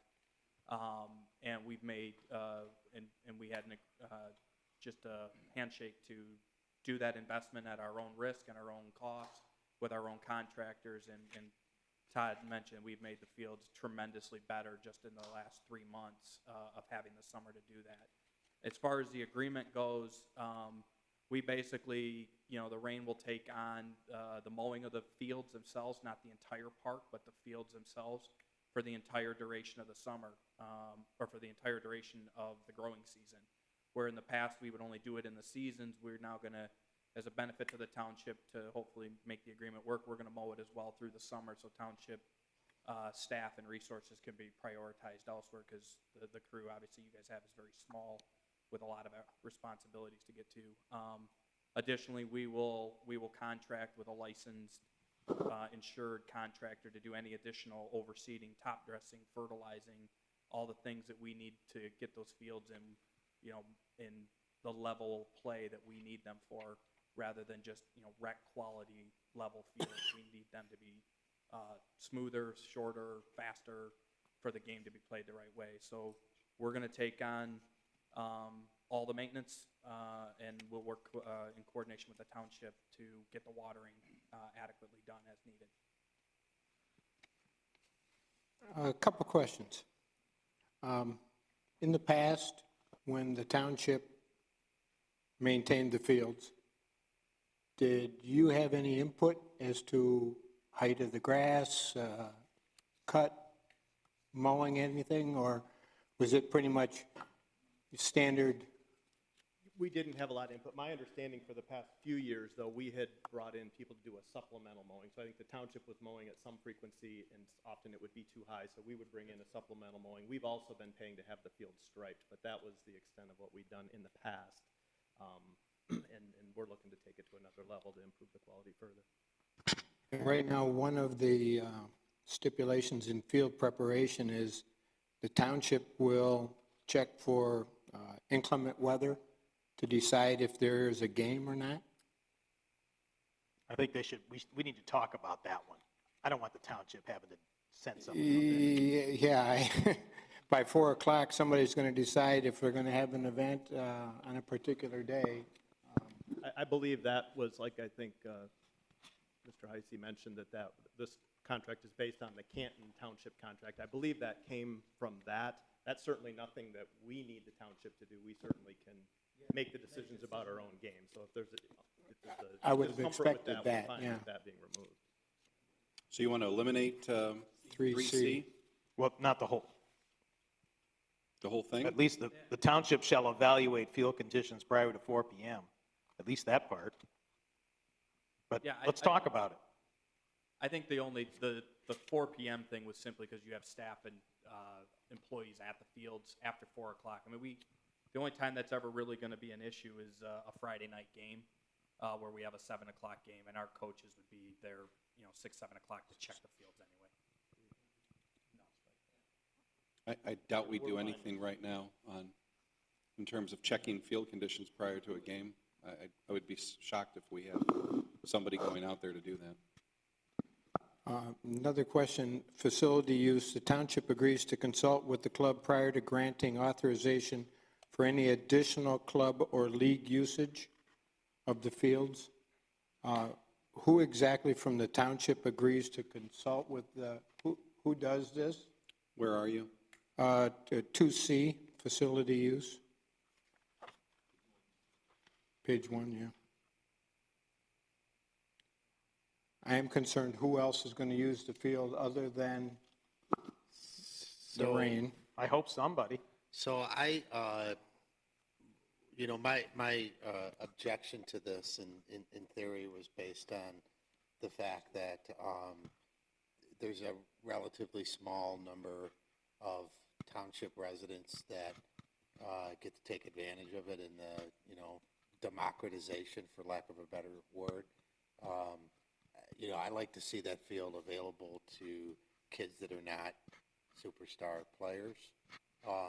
Certainly, you can't have more than one club, and if it's a case of another club trying to play there, that's one thing. But I would like to see them, at least offer maybe one night a week as this field part of the rotation that is used for rec, and then the other kids that are not, superstars have a chance to play on good fields, maybe once or twice during the course of a season, not every time, but it is, if you ever, I remember back playing baseball as a kid, and, I was an average player, but we got to play on the really good field every now and then, and it was a treat.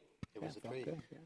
I would like to keep that in there because I think the legislative intent behind it was we didn't want maybe an adult league or another league that isn't, frankly, paying for the upkeep to go in there and chew it up. The real issue is, right, the fields have a limited amount of play that you can do on them regularly, or they get tore up, right? I don't know exactly what that is. We have a lot of games that are being played there, right? We have about 30 teams and about 400 players in our club, so we are using it pretty regularly through the weekend.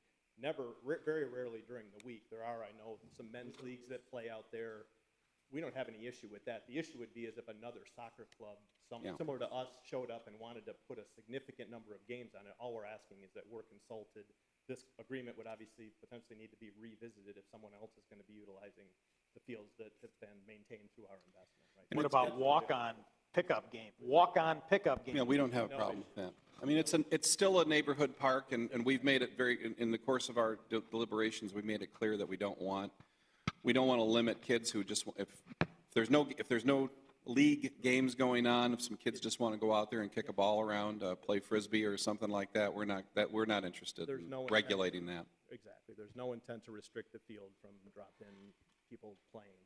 It's more of a, if there was a significant league, if there was other rec programs at some point that were talked about, we would just need to get together and figure out how to deal with that.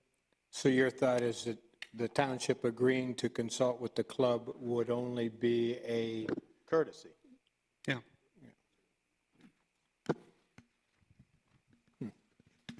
But they wouldn't have, they don't have a veto right, is that correct? The club doesn't.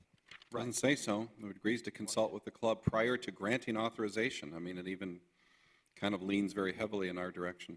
The last sentence of 2C basically says you have final say, right? I mean, I guess, our action, if we were totally unhappy or the fields were being damaged, we would want to talk about our financial investment, obviously, and may need to look for other facilities for ourselves if we got there, but hopefully there.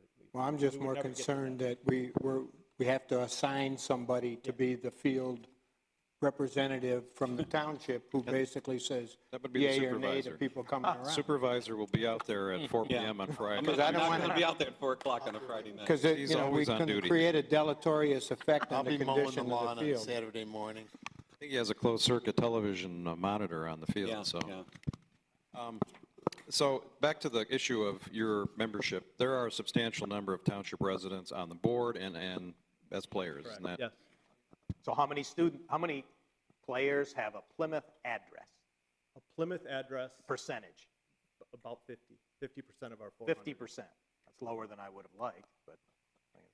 That includes the Better city. than it used to. Yeah, well, I said Plymouth address. Could be part of Salem Township, too. Let me make one point about that. As I mentioned, there are neighboring clubs, and honestly, one of the challenges that our club has here is limited field availability and quality of fields. If you're familiar with Canton and Independence Park and Northville and their park, and you look at their soccer complexes, significantly better. And honestly, we lose a lot of Plymouth residents to those clubs because they come to our fields and they say, they're not impressed, right? So I think this is one of the things as a club we need to improve upon, and this is one of the actions we're taking to invest and try to build this quality so that when people come to our facilities, they measure up to some degree to those facilities. So hopefully these sorts of actions can help to retain some of the Plymouth players that are currently playing with the Canton Celtic or the Northville Rush or the Livonia Hawks.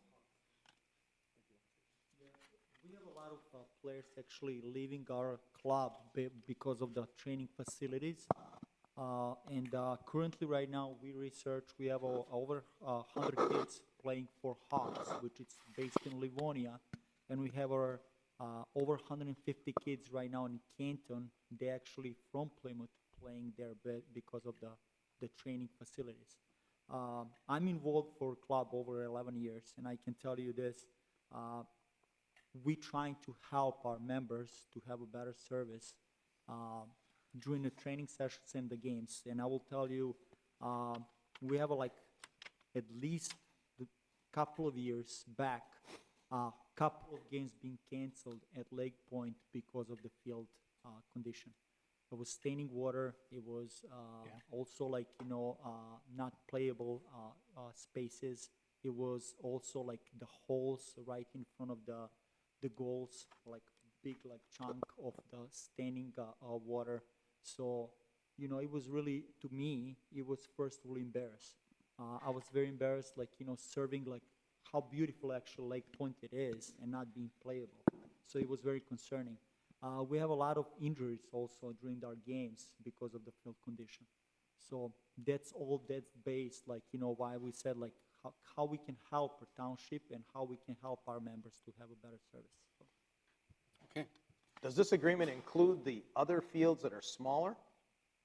We have 99 field at Lake Pardon? Point.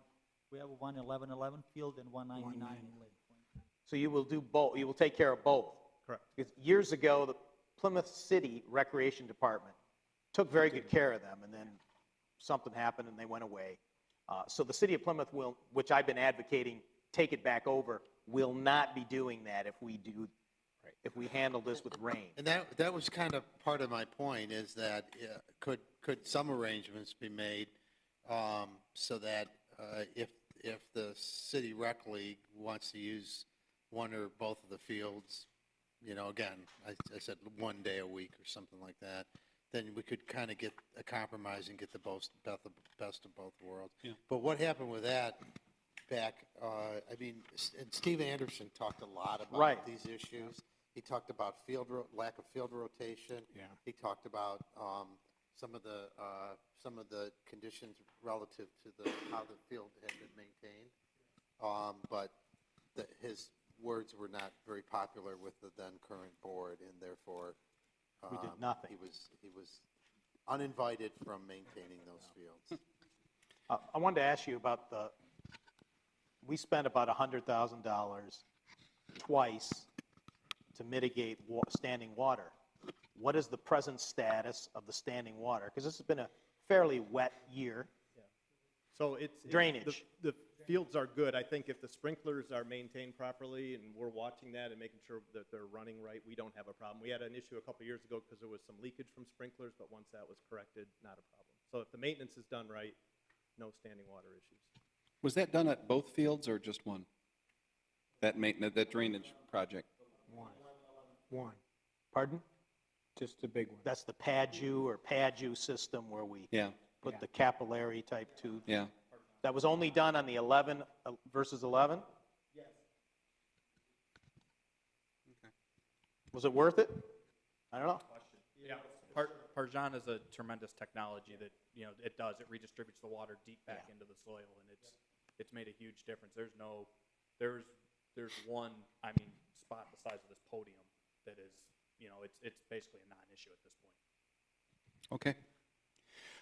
Getting back to the contract on page 2, this 3C, I do not want to be going out there at 4 o'clock on Fridays. I usually have other plans.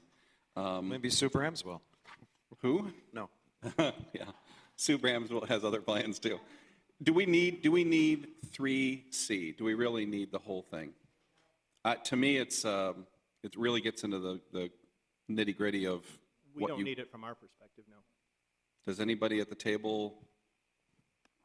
I mean, we don't have people going out there doing that. I'm just Jack, what do telling you think? So, I'm going to eliminate that, and that will change our motion slightly, and we'll get to that when we do the motion.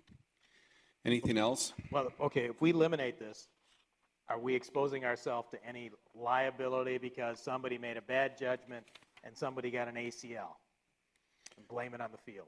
This Well- is hypothetical. We have insurance provisions in the agreement. Kevin Bennett's reviewed and approved the agreement, and the Plymouth Rain also maintains their own liability coverage for injuries that are incurred by players. And the leagues we play in are also insured as well. Kevin? Generally, municipalities are immune from tort liability under governmental immunity. On top of that, there's an indemnification provision in the contract that says the club will indemnify the township against any bodily injury or property damage. Okay, any other questions from the board? Let's see if there's anybody in the public. Anybody want to comment on this? Ms. Bondi? The mayor.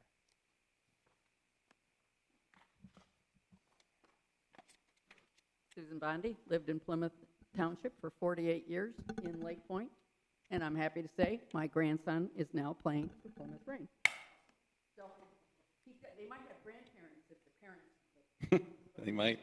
Well, there is an economic benefit to this club because it does bring in teams from around the area, and there is an economic throw-off. People stay in hotels, they eat in restaurants, so We play. hopefully Of which we some have grandparents will take their kids out to eat after the game and spend some money in Plymouth Township Yeah, we restaurant. play in a statewide league. People come from Traverse City to play us Grand Rapids, so they usually need to eat too. So absolutely, exposure to the township of people coming in from all the state. They come on the weekend? Yes. Do they stay typically, or do they go? Oh, yeah. Usually we have a lot of people, and we also participate in Midwest Regional League, so we have a lot of players coming also from Illinois and Indiana and Ohio.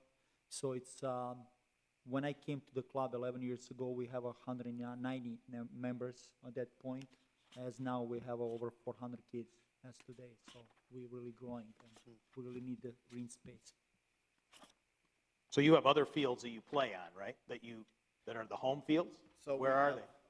We do work with the city as well and use the fields on Hines for our younger teams, 7v7 games, which are what, below U8? Yeah. So the only 11v11 field we use is Lake Point. The only 9v9 is Lake Point, but we do use some 7v7s that we manage through the city in Hines. One field to get by on. Wow. Efficient. That's why having additional clubs would be a problem.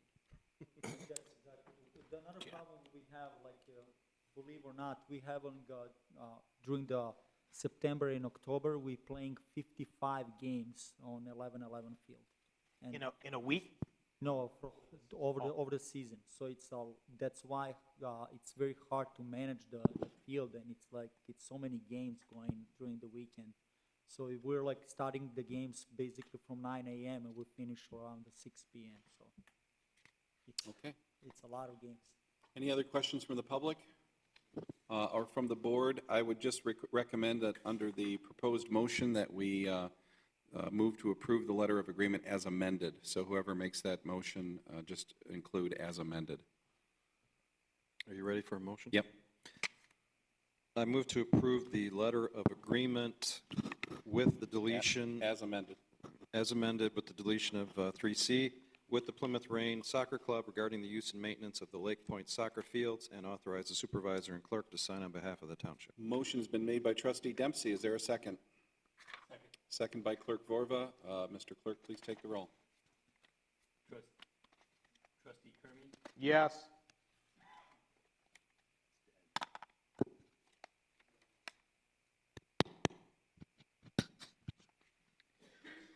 Treasurer Clinton?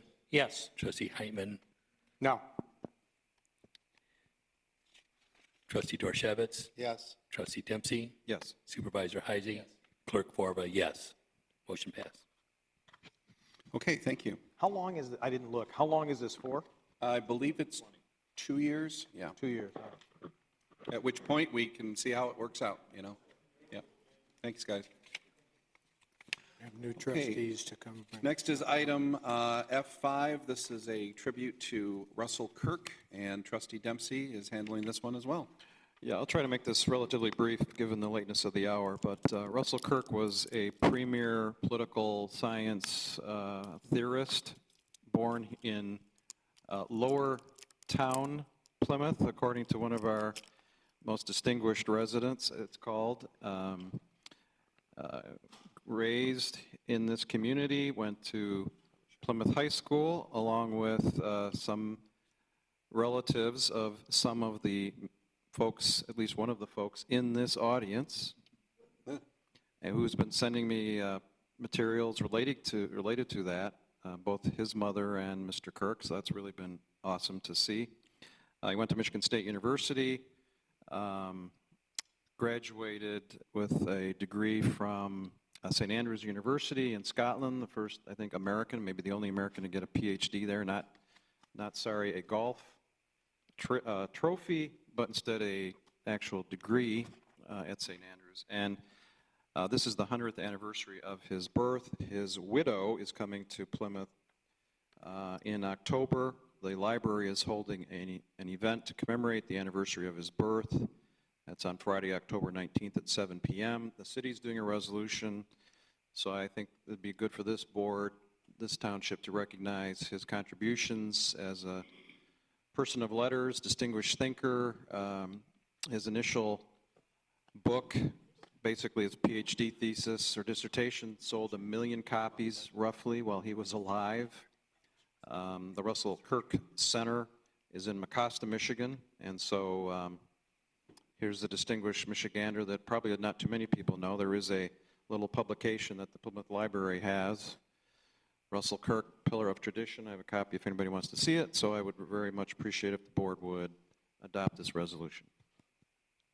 Ready for a motion? Are you going to make the motion, or do you want me to? All right.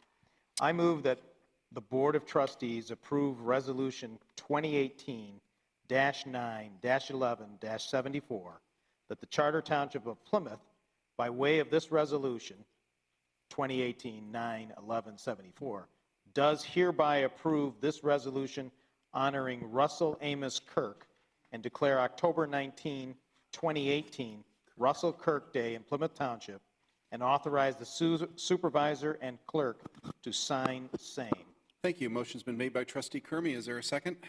Second by trustee Heitman. Does this require a roll call, or can we just do a voice vote? Let's do a roll call. Trustee Dorchevitz. Sure. Trustee Dempsey. Yes. Supervisor Heisey. Yes. Clerk Borba, yes. Trustee Kermy. Yes. Treasurer Clinton. Yes. Motion passed. Okay, thanks.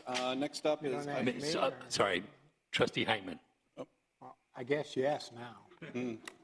Motion passed. Okay, thanks. Okay, item F6 is just our standing budget discussion item.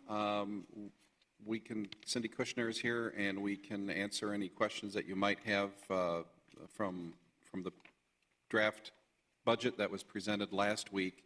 We have not made any changes. I have not made any changes to it since last week, but the significant development, which I did notify the board via email, and I'd like Chief Phillips to talk about this, is the fact that we received our 2017 SAFER grant has been approved by the state. So I'd like Chief Phillips to explain that, and then if Ms. Kushner would have some comments on how we're going to incorporate that into the budget. So we'll start with the chief. Yes, last year we applied for a SAFER grant, the 2017 SAFER grant, which is approved by the federal government. SAFER stands for the, I'm blanking, it's an acronym, yes. Staffing for Adequate Fire and Emergency Response. And its purpose is to assist communities in increasing their police and fire manpower, in this case for a fire department, by paying a portion of the salary and benefits for 3 years. In this case, they would pay 75% of salary and benefits the first year, 75% of the salary and benefits the second year, and 35% of the salary and benefits the third year. All told, it's about almost $500,000 to Plymouth Township. So that changes our analysis in the police and fire budgets. We are at our meeting on September 25th. We will have the formal budget presentations by the two chiefs and Cindy Kushner. And obviously, public safety is the biggest part of this budget, so we'd like to take a deeper dive into those two areas. Frankly, we just found out about this yesterday, so we would like to rework some of these public safety numbers to reflect that fact, and how we allocate that SAFER money certainly over the next budget cycle, but going down the road, we have to figure out really where that money is going to show up and how we allocate it. Is that fair enough, Cindy? The 2019 budget, top line budget for revenue will increase by some amount, right? It's currently $151,000. So that will go up. Is that correct? About $181,000. Cindy, we need you at the podium. Trustee Kermy, about $181,000. For 2019? For 2019, yes. So it'll have to be that's one adjustment, $181,000. And Cindy will confirm that when she gets into the details, when she studies it. Because it's been a couple years, so I'm not sure if the reimbursement is the same way, where every quarter we submit the information and they reimburse. Yeah, I believe that portion of it has not changed, that every quarter we would submit for reimbursement, we would be reimbursed. Yep. So currently, we have the 3 new firefighters in the budget at about $81,000 each for salary and fringes. So we'll increase revenue about 75% of that in the 2019 budget. So it's 181. Yeah, 181 is the 2019 number. Okay. So at this point tonight, with that information, does anybody have any questions, clarifications regarding the draft budget that was submitted on September 1st? Yes.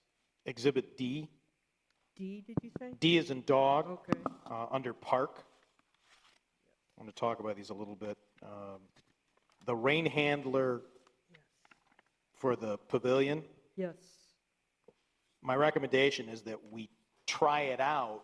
And somebody must have done an estimate already then. Yeah. Who gave you the estimate? Mark Lewis Mark? got Okay. an estimate. Because that's a prevention thing. It isn't urgent. It just prevents erosion of the concrete and splash on the side of the building. So from a durability standpoint. So the next item, repair maintenance building, Kermie, that one wasn't my idea. I have the feeling I have that, an email from you. yeah, I got it right here. I think that applies to the repair West Pavilion, the one with the fireplace, sagging overhang. Yeah, that is a, That's on here, I think. yeah, we just got a estimate yesterday for that. We had it in here at $4,000, but the. It'll be more than that. You need a yeah, whole new it roof. came in at 7,100.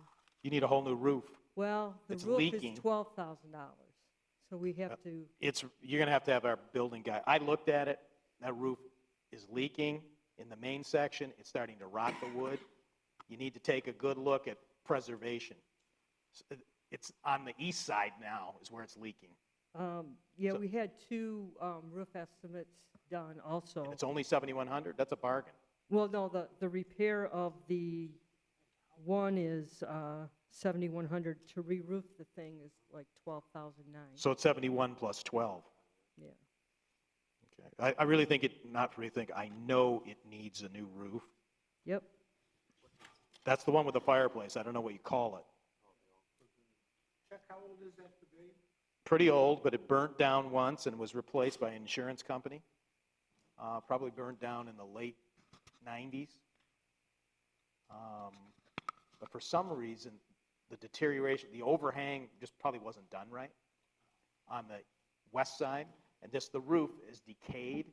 I don't know why, whether it has a it's a non-heated space, so it should last a long time. And it didn't last.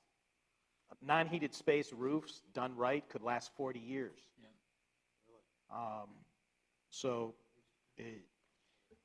Anyway, so the maintenance building, that's a typo. I don't know anything about the maintenance building. Okay. That's the one that's the golf course maintenance building? Is that what that is? So it's $4,000? I know Yeah, nothing that's about. for wherever the guys, I've never been there, I don't know. It's where the guys hang out and, not hang out, but work and I think keep their equipment. We have a maintenance building. When you enter the park, it's the building to your left. Oh, that building. And that's, well, I'm assuming, Yeah. but that's the Well, building. she may be thinking then that where the guy has an office, the park manager has an office. That's Well- that's the place where the overhang Yeah. has failed. It's where his Oh. office, there is a large window that looks north. Okay. And that's the area that's very deteriorated, but Right. Yeah, most, that entire building roof has a problem. Yeah, so I've been working with Eric Anderson on these. There's a couple of roofs and the repairs of the buildings and whatever that maintenance building is. And so these are kind of tentative placeholders as he gets better estimates. We hope by the end of September to have more accurate. You're having the park, so our building official is not getting the estimates? No, Eric Anderson's been getting The person that's But- more qualified is really the building guy. He knows what needs to be done. Well, he did the gutters and the couple of the other ones, but All right. so hopefully by the end of September we'll have better numbers for these items. Okay. Okay, the pavilion with the fireplace, you need to think about probably putting a mirror in the ladies' room and the men's room. Yep. Because we have weddings there, and people have complained to me that they. How do you know especially- there's no mirror in the ladies' room? I went in there. You knocked first. Somebody showed me, said, hey, there's no mirror here, so the bride or the people can't get They need to be cleaned up or whatever. I know there were some other things out there, but those are small things, but maintaining the roofs is the number one issue. Now, Because they get smashed. I think we're looking for park ideas. How about some dog waste dispensers? I thought we can't have. I know, but dogs in the I think park. we need to allocate dogs in there. Maybe we ought to revisit that, Yeah. at least on a trial basis. I'm not opposed to dogs in the park. I hear from a lot of residents, and it was actually when it was changed was what, about 2005? I didn't know dogs were ever allowed, but maybe they were. Yeah. I think that's when it. Well, anyway, that's something that I thought the county was looking for us. We're looking for projects. That's one. You could do a trial dog park, fence it off a little bit or something. I don't know, but we need to think about it. If we are going to think about it, we should think about it real seriously, because as part of the citizens' effort, there was a lot of information gathered on dog parks and how to make them self-sustaining, at least Yes. break even. So if we were to dedicate part of that park to a dog park, it could be potentially a break even and not a cost to the township. But if we're interested, we should go back and look into that material that.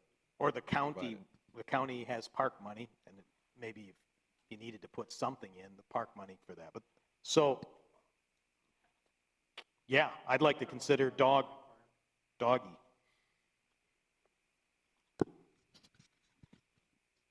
I know there was other, let's see. Well, the old playscape, the old wooden playscape, is somebody able to verify that that needs no maintenance, rehabilitation, or whatever, or? It needs maintenance, but we're going to have to make a decision probably in the next 2 to 3 years on the future of that structure. It is, it was built, I believe, in the mid-1990s. It's probably pushing 25 years. It's probably somewhere between 21 and 25 years. It is not ADA compatible. It is, I understand through our park foreman that there are bees and hornets that have found nesting areas in there.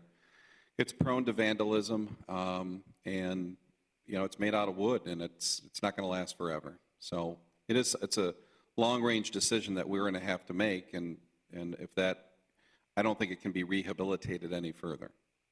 Well, you may have to refinish the wood or something like that. I believe that's been done already a couple times, so. Yeah, it's a regular thing, though. I'm not an expert. Maybe we need some expert advice on it from engineers. I'll go take a look at it. It was built as a community project. They were all the rage in the mid-90s. Okay, I heard on Facebook I'm into trees and cracks. So what about the cracks?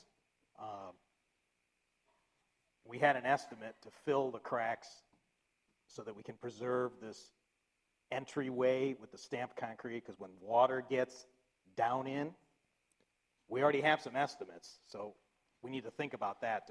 We have estimates from Mark Lewis. I think they're pretty They're pretty $4,000 to expensive. $5,000. And I don't know if Cindy has that. I don't think that's in her budget documents right now, but I know that, I wanted to say it was like $9,000. You did estimates about a month ago. Well, let's see what they are. I had my driveway done using that technique. It's fantastic. Using, filling the cracks, and beautiful. It was $3 a foot, though, a linear foot. Not cheap. They actually clean it out with essentially it's an edger, a lawn edger with a blade on it. Clean out all of the joints and then fill them with a self-leveling silicone that sags so that the snow blower doesn't grab it. And it doesn't leak. Nope. Because they did that to our streets, and our streets. 2 years. leak Well, this after. stuff is expensive. Yeah. It- You got the good couldn't stuff. afford. You couldn't afford to do it on a street. Yeah. Okay, anything else? What's your assumption in here on the lawn mowing for other than Township Park? We are currently hiring, because our seasonal workers have largely left at this point. They went back to school. So we are currently using a firm called TNT. Oh, that's the people who did it 10 years ago. Yeah, and they're doing it at a very reasonable rate. They're already doing all the non-park grounds of the township, and we're going to see how that works. But our budget assumption is that we will be privatizing everything except for Township Park, which will enable us to hire. We're going to go down to two park foremen, reduced number of part-timers. That's the good news, I guess. The downside is they are requesting a new piece of equipment that they believe will make the lawn mowing process faster and more efficient, so we will not have to hire as many people. That machine is about $30,000. Is it a slope mower? I don't exactly know what I've seen photos of it. Looks like a gator, but We want to talk about that. we don't want to talk about that. Looks like a little tractor, and it's got arms on it. So I don't know I think it just allows them to cover more territory. And then there's a snow brush that goes on it also. There's a snow brush that goes on it, and because currently right now at McClumpha Park, they're actually using household snow blowers to clear the snow from the pathways, which is extremely time-consuming and very difficult on the staff in bad weather and the machines. This would enable them to drive this mini tractor with a whisker brush on it to brush the snow away, and it's far more efficient. It's a 1500 series terrain cut mower. You can pass around the photo. Or you Wine can see. Guards, can I go look at one at Wine Guards? It's a John Deere. They used to be a John Deere dealer. Yeah, I don't know where. All right, I'll want to take a look Yep, at it. I've got the. Folks, Okay. 30 grand. quote. More And things. there's a trade-in that they would take Okay. our old equipment. That's a $9,000. Yep. What about the gap filling of the sidewalks? $300,000, we could never spend all of that money. Well, we have to, unfortunately, because the backstory is we have money left over from Wayne County's SAD and roads allocation from 2016, and then this board agreed to use what we thought was the remainder of the money to do the gap filling project in 2017. Crack filling on the roads, right? Yeah, crack filling, gap filling, whatever you want to call it. So I received a message from Wayne County probably about 3 weeks ago, and they said, you have $245,000 left in that account. You need to have a plan by September 1st on how you're going to spend it. So the good news was we wanted to spend it on the sidewalk gap filling project. And then to make it an even, we can keep it at 245. I just added the extra money to make it an even 300,000. Because we needed a match too. Did we need a match? Yeah. Okay, well, that covered that too. Yep. But then we're currently working with Dave Richmond to put together a very thumbnail project plan. We don't want to spend a ton of money on the project plan, but we do have to submit something to the county to show them exactly a pretty good idea of where that money is going to go. So what we're looking at is targeting. We want to look at the recreation master plan, and then we'd like to look at targeting certain streets. For example, Ann Arbor Trail, North Territorial, maybe a connector sidewalk between Ann Arbor Trail and 275 that would link up with the 275 corridor. So we're looking at different options right now. I think at a minimum we've got to spend the 245. So, Dave, did you give him that map that already had the distances calculated, so you don't have to do very much work? Well, I have that map, and I can share that with Dave. Yeah, it will be helpful, because some of it's already been done, but at least the linear feet is laid out. So you don't have to go measure anything. I think it's something that Wade Trim did, in the early 2000s? Not Wade Trim. It was done probably in 2000 Yeah. by Dietrich, your former company. Yeah, I've actually been just working off of Google Earth and going through and picking up the areas and measuring it off of Google Earth right now to come up with the gaps that we have to look at. But Chuck, I do have that document, Yeah, and I at can least share give it that to him with as a Dave. reference. So Yeah. next time you're in town.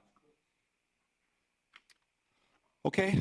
Well, I have one just general question, just out of curiosity, which is, this is the general fund budget that's been presented, not the enterprise funds, which gets into the golf course, correct? Correct. So just curious about that process and how that will be unfolding and what the golf course assumption will be in there, which you don't have to answer tonight, but just the process, I guess, would be helpful. Yeah, the enterprise funds, not yet the golf course, but the other ones, the budgeting process is in process, and we should have those by the end of the fall, end of October, probably. On the revenue side, can the assessor come in and, or at least prepare a document that shows, his sales study is usually October, how many houses sold, how many properties sold, I'd like to see some analysis from them, because they use the October, do they still use the October date Yeah, for sales studies? yes. So it's October 1 or October 31? I just know it's October. Yeah, that's all I know, Yeah, it's what I remember. but I'm curious to see what kind of turnover they're getting in residential and commercial, but mainly residential. Okay. Uncappings. Okay. Anything else? We're good? Any comments from the public? Very good. Thank you, Cindy. Welcome. Oh, yes.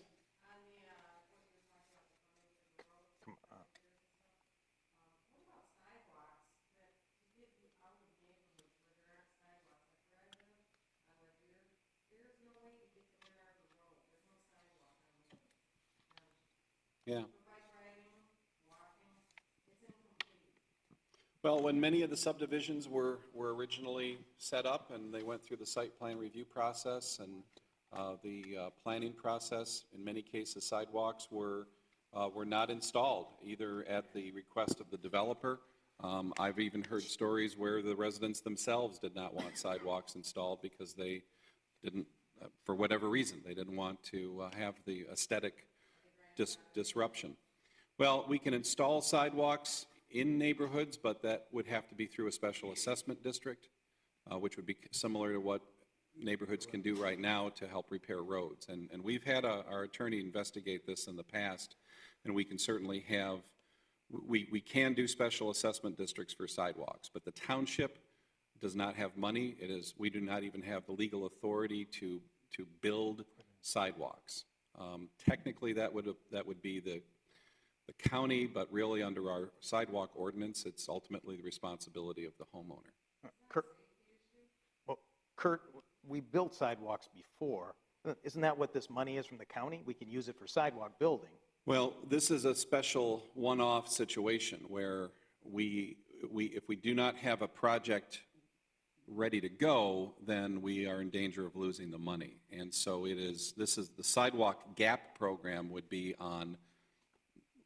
ideally would be on main county roads like North Territorial or Ann Arbor Trail, where we could take and we could use this one-time money to build and extend sidewalks and try to connect them up. She mentioned Lily, so that's a county road. Yeah, but they're not, I mean, that, unless our engineer can find that and make that part of part of this plan, Let's look at it. That's the way it's the way the street was. Yeah. Right. Yeah. Okay. Yeah, it has a gap somewhere. Right. And there's a lot of gaps, and my judgment is the county will allow us to do it. If we show we've proven, yeah, yeah. We have the recreation surveys back up also, right?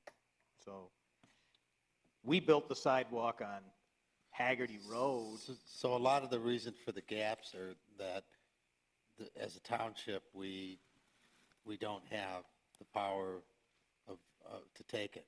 Condemnation, yeah. Well, yeah. We do. I guess, is that an eminent domain issue? Yeah, I mean, we do have the power through eminent domain to acquire property for public purpose, which would include a sidewalk.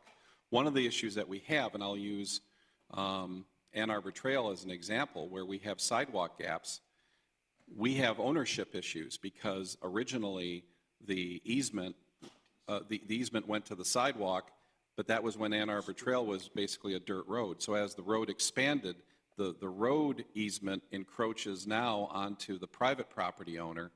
So if we want to build a sidewalk, we're not talking about county easements anymore. We have to acquire that property from the private property owner. So we can do that hopefully the nice way and go to the property owner and say, we would like to build a sidewalk here, would you let us do it? Many times they'll say no. So we can use our powers of eminent domain to do that, but you have to go to court. You have to file a legal action under the Michigan Quick Take statute, and it's, you know, it's time consuming. And, you know, if you want to spend, Kevin won't mind doing it, but, you know, we'll be spending a lot of money for sidewalks. Yeah, our policy is, I don't recall us ever paying any money for we might have paid $1 for an easement, and it's been the benevolence of residents and other property owners. Well, that's my point, and that's why there's gaps, because the gaps are the property owners that said no, right? And, you know, and at that point, then, I mean, we all know where there's gaps, and that's exactly what happened in those cases.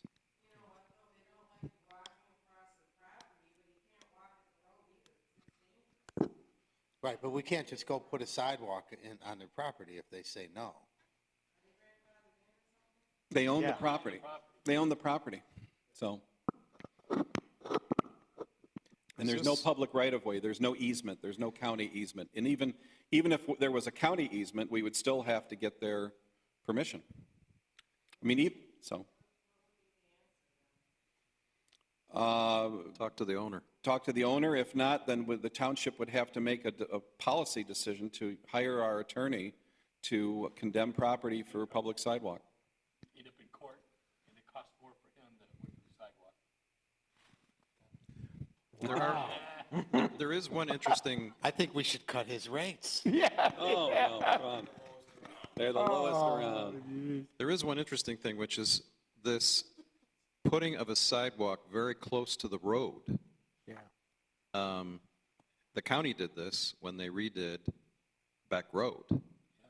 They extended the sidewalk on Joy and on Beck, but on Joy, instead of the sidewalk going in the traditional 10 feet off the road or 12 or whatever it is, they contoured it so it's right next to the road, and then there's a crossing so that I guess potentially students from the high school can cross over Joy and then go east on Beck. For some reason, they didn't connect the rest of the sidewalk north. Yeah, but that's an interesting, creative way. I don't know how strange. There's a house, right? You can get over there, and maybe some of the places where there's gaps, you know, maybe they were asked a long time ago, and go ask again. Yeah. Maybe the property's changed hands. There's an old farmhouse at the northeast corner of Joy and Beck, right in my neighborhood. And the county, a few years ago, when they expanded Beck Road, they, on their own, built a sidewalk from Ann Arbor Road south to Joy, and then it ends. It doesn't go all the way to Joy. It just ends at this guy's property, and then that's it. Northeast corner of Joy and Beck. Yeah. Oh. There's an old farmhouse there. Now, the story goes that the owner, this was one of these deals where the county easement was gone. It was gone. It was in the center of the road at that point. So the property owner said, no, I don't want a sidewalk. I don't want those kids walking in front of my house. So he said no. Now, the neighborhood has complained because they want sidewalks there. So what we're trying to do is, if that property was for sale, it's no longer on the market. But what we wanted to do is kind of use our polite coercive power to say, hey, when this house changes hands, could you install a sidewalk? And just make that part of the permit process. But that requires, that's an ask on our part, you know? Yeah, and it might be less objectionable if the sidewalk's closer to the road, might be, like it is on Joy. Yeah. Theoretically. You're not cutting off someone's yard by 15 feet, you're only cutting it off by a foot or two. Okay. All right, anybody else from the public? All righty, let's start with the board comments. First of all, I want to thank everybody here tonight for the thoughtful discussion regarding the MITC Brownfield Authority Board. This is going to be another one of our big votes in this term. This is going to be a tremendous, I think, over the next decade, a tremendous economic driver in Western Wayne County.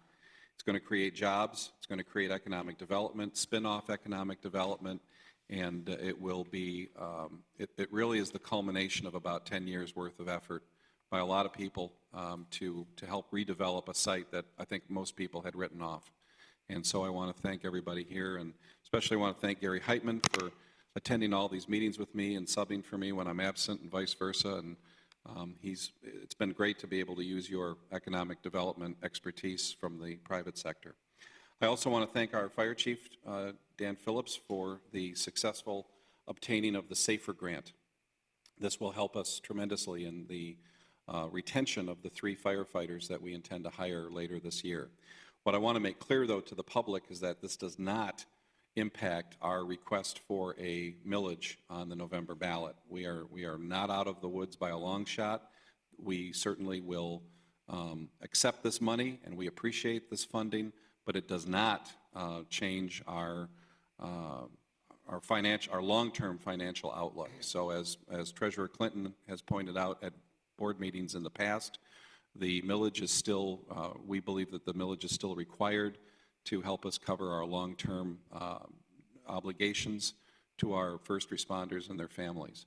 But I think it further shows our efforts to do whatever we can to obtain outside funding, whether that's grants from the state, whether that is cost savings that we can do here at home, whether that's the sale of surplus property. These are all things that we're doing to help augment our budget. So again, thanks to the chief on that. We've had some discussions in the past regarding Phoenix Mill, and the Phoenix Mill, which is in Plymouth Township. The Wayne County kind of surprised us the other day. The Economic Development Committee of the Wayne County Commission approved the sale of Phoenix Mill to a developer who has put together a very exciting plan for Phoenix Mill to turn it into a destination spot for residents. You're looking at a banquet facility, bar, restaurant, some recreational opportunities like kayak rental, bike rental, things like that. So I've seen the plans. I believe Trustee Dempsey has seen the plans.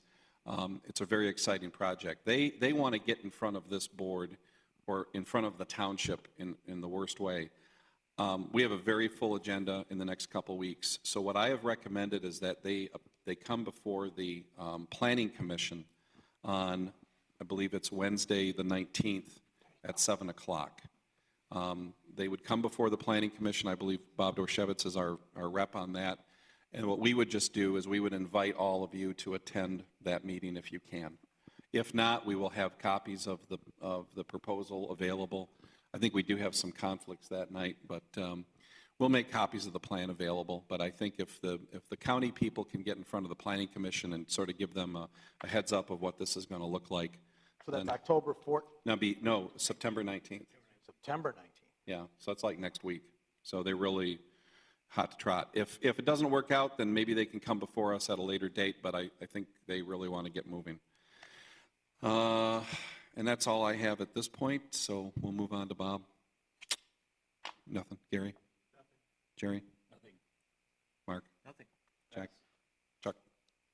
Let's think about how we can adjust OPEB and other retiree benefits. We need to start talking to the retirees to get their feeling on lowering our costs. Now that we have the people on board, things like Part B and life insurance for people that are over 65 would be easy, low-hanging fruit, but we need to think about strongly to start doing that. The first of the year is coming up. Okay, anything else? Anything else from the public? Need a motion to adjourn? Oh, yep. Yep. No, please come into the podium. Come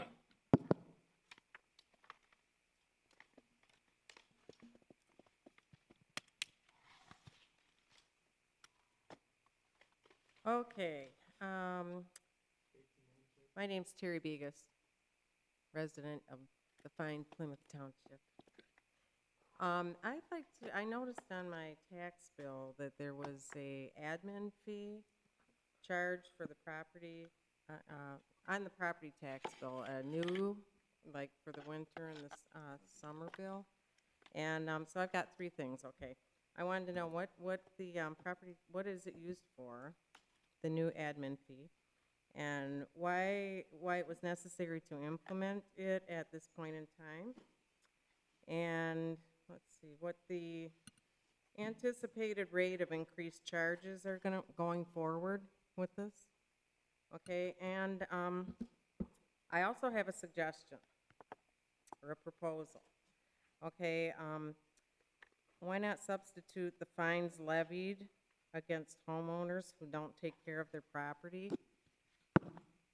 in place of this admin fee? I know that there are, I think with the township, the grass height is allowed to be 8 inches tall. Is that correct? Well, I've seen that plus. And I've seen, this is like on a neighborhood level, but it has to do with the property values and people neglecting their houses and the position it puts me into. I bought a year and a half ago.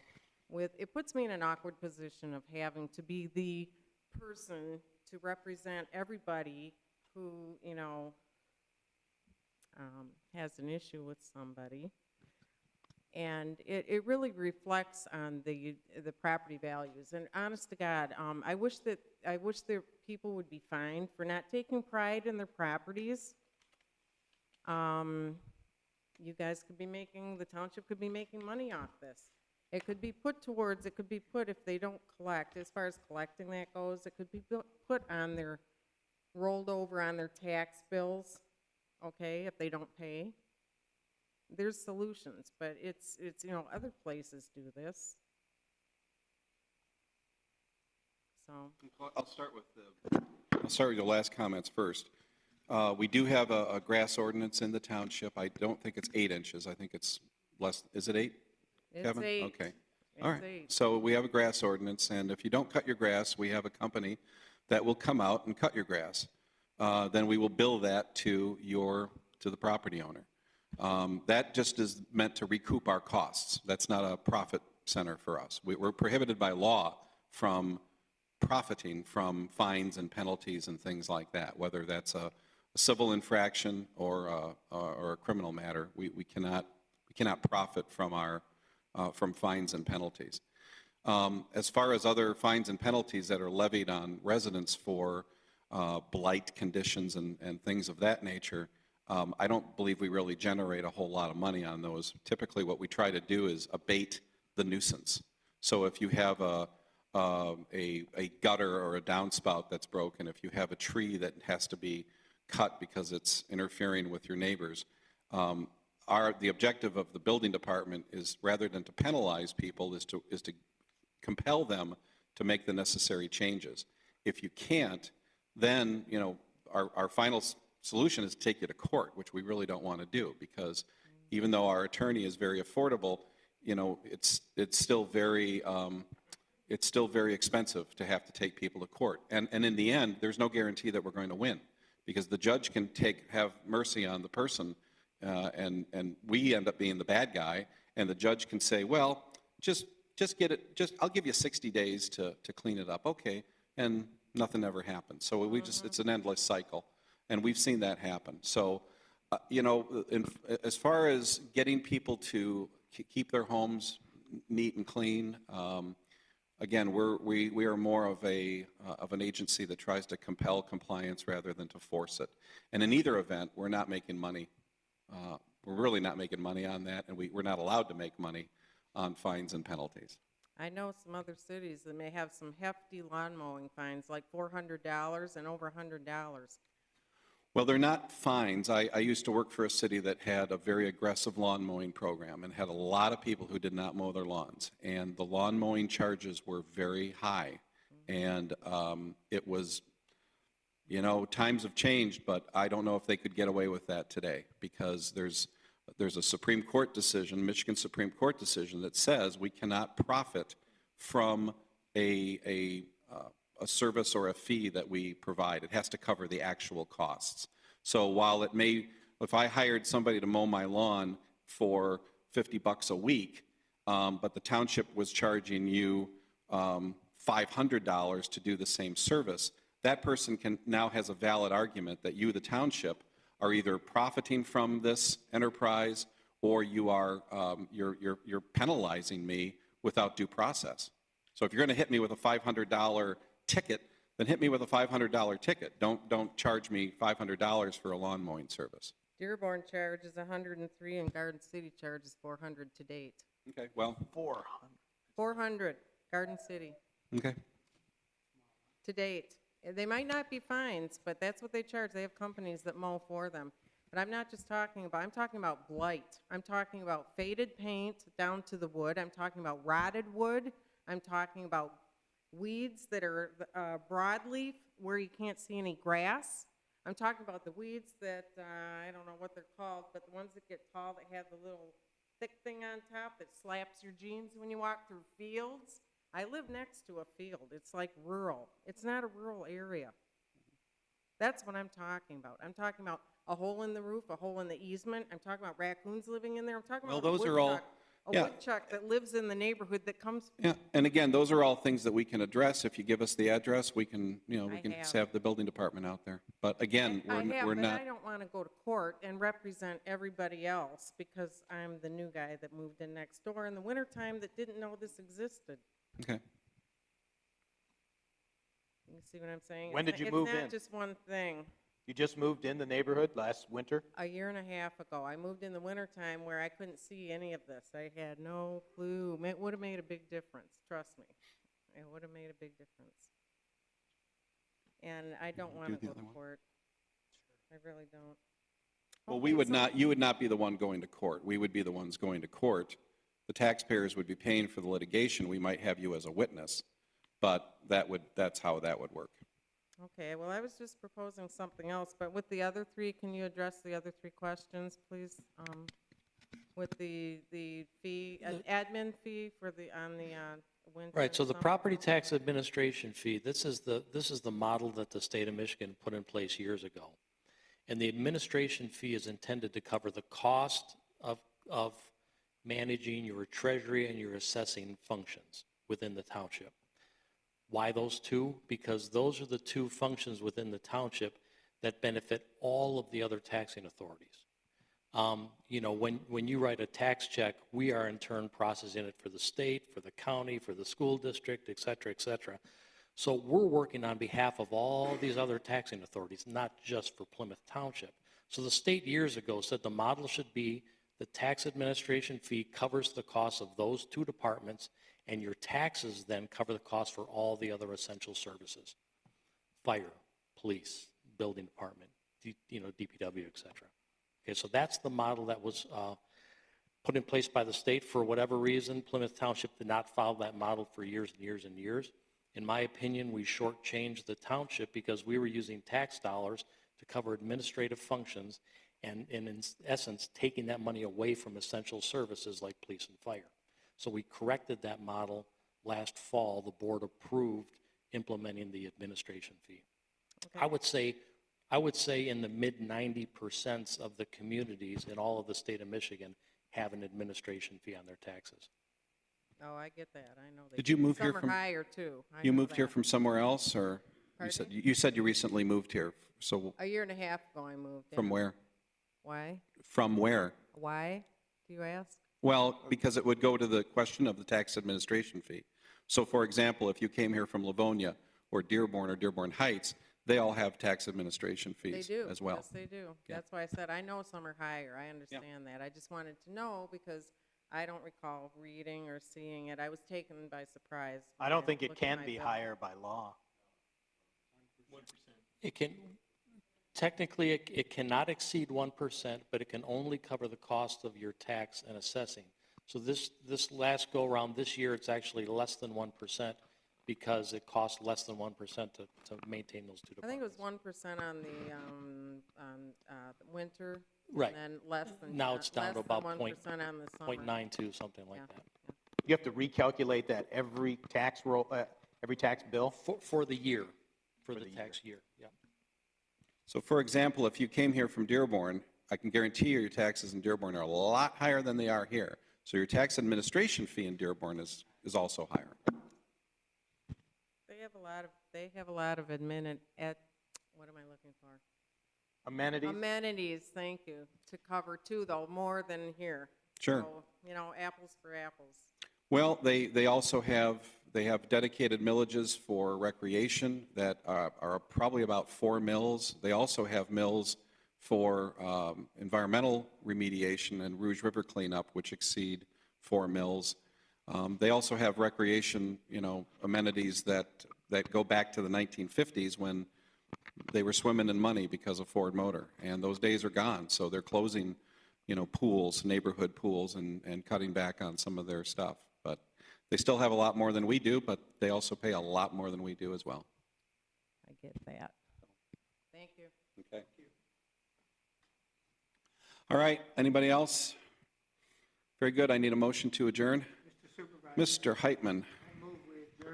Mr. Heitman moves to adjourn. Is there a second? Second. Second by Clerk Vorba. All those in favor signify by saying aye. Aye. Aye. We are adjourned.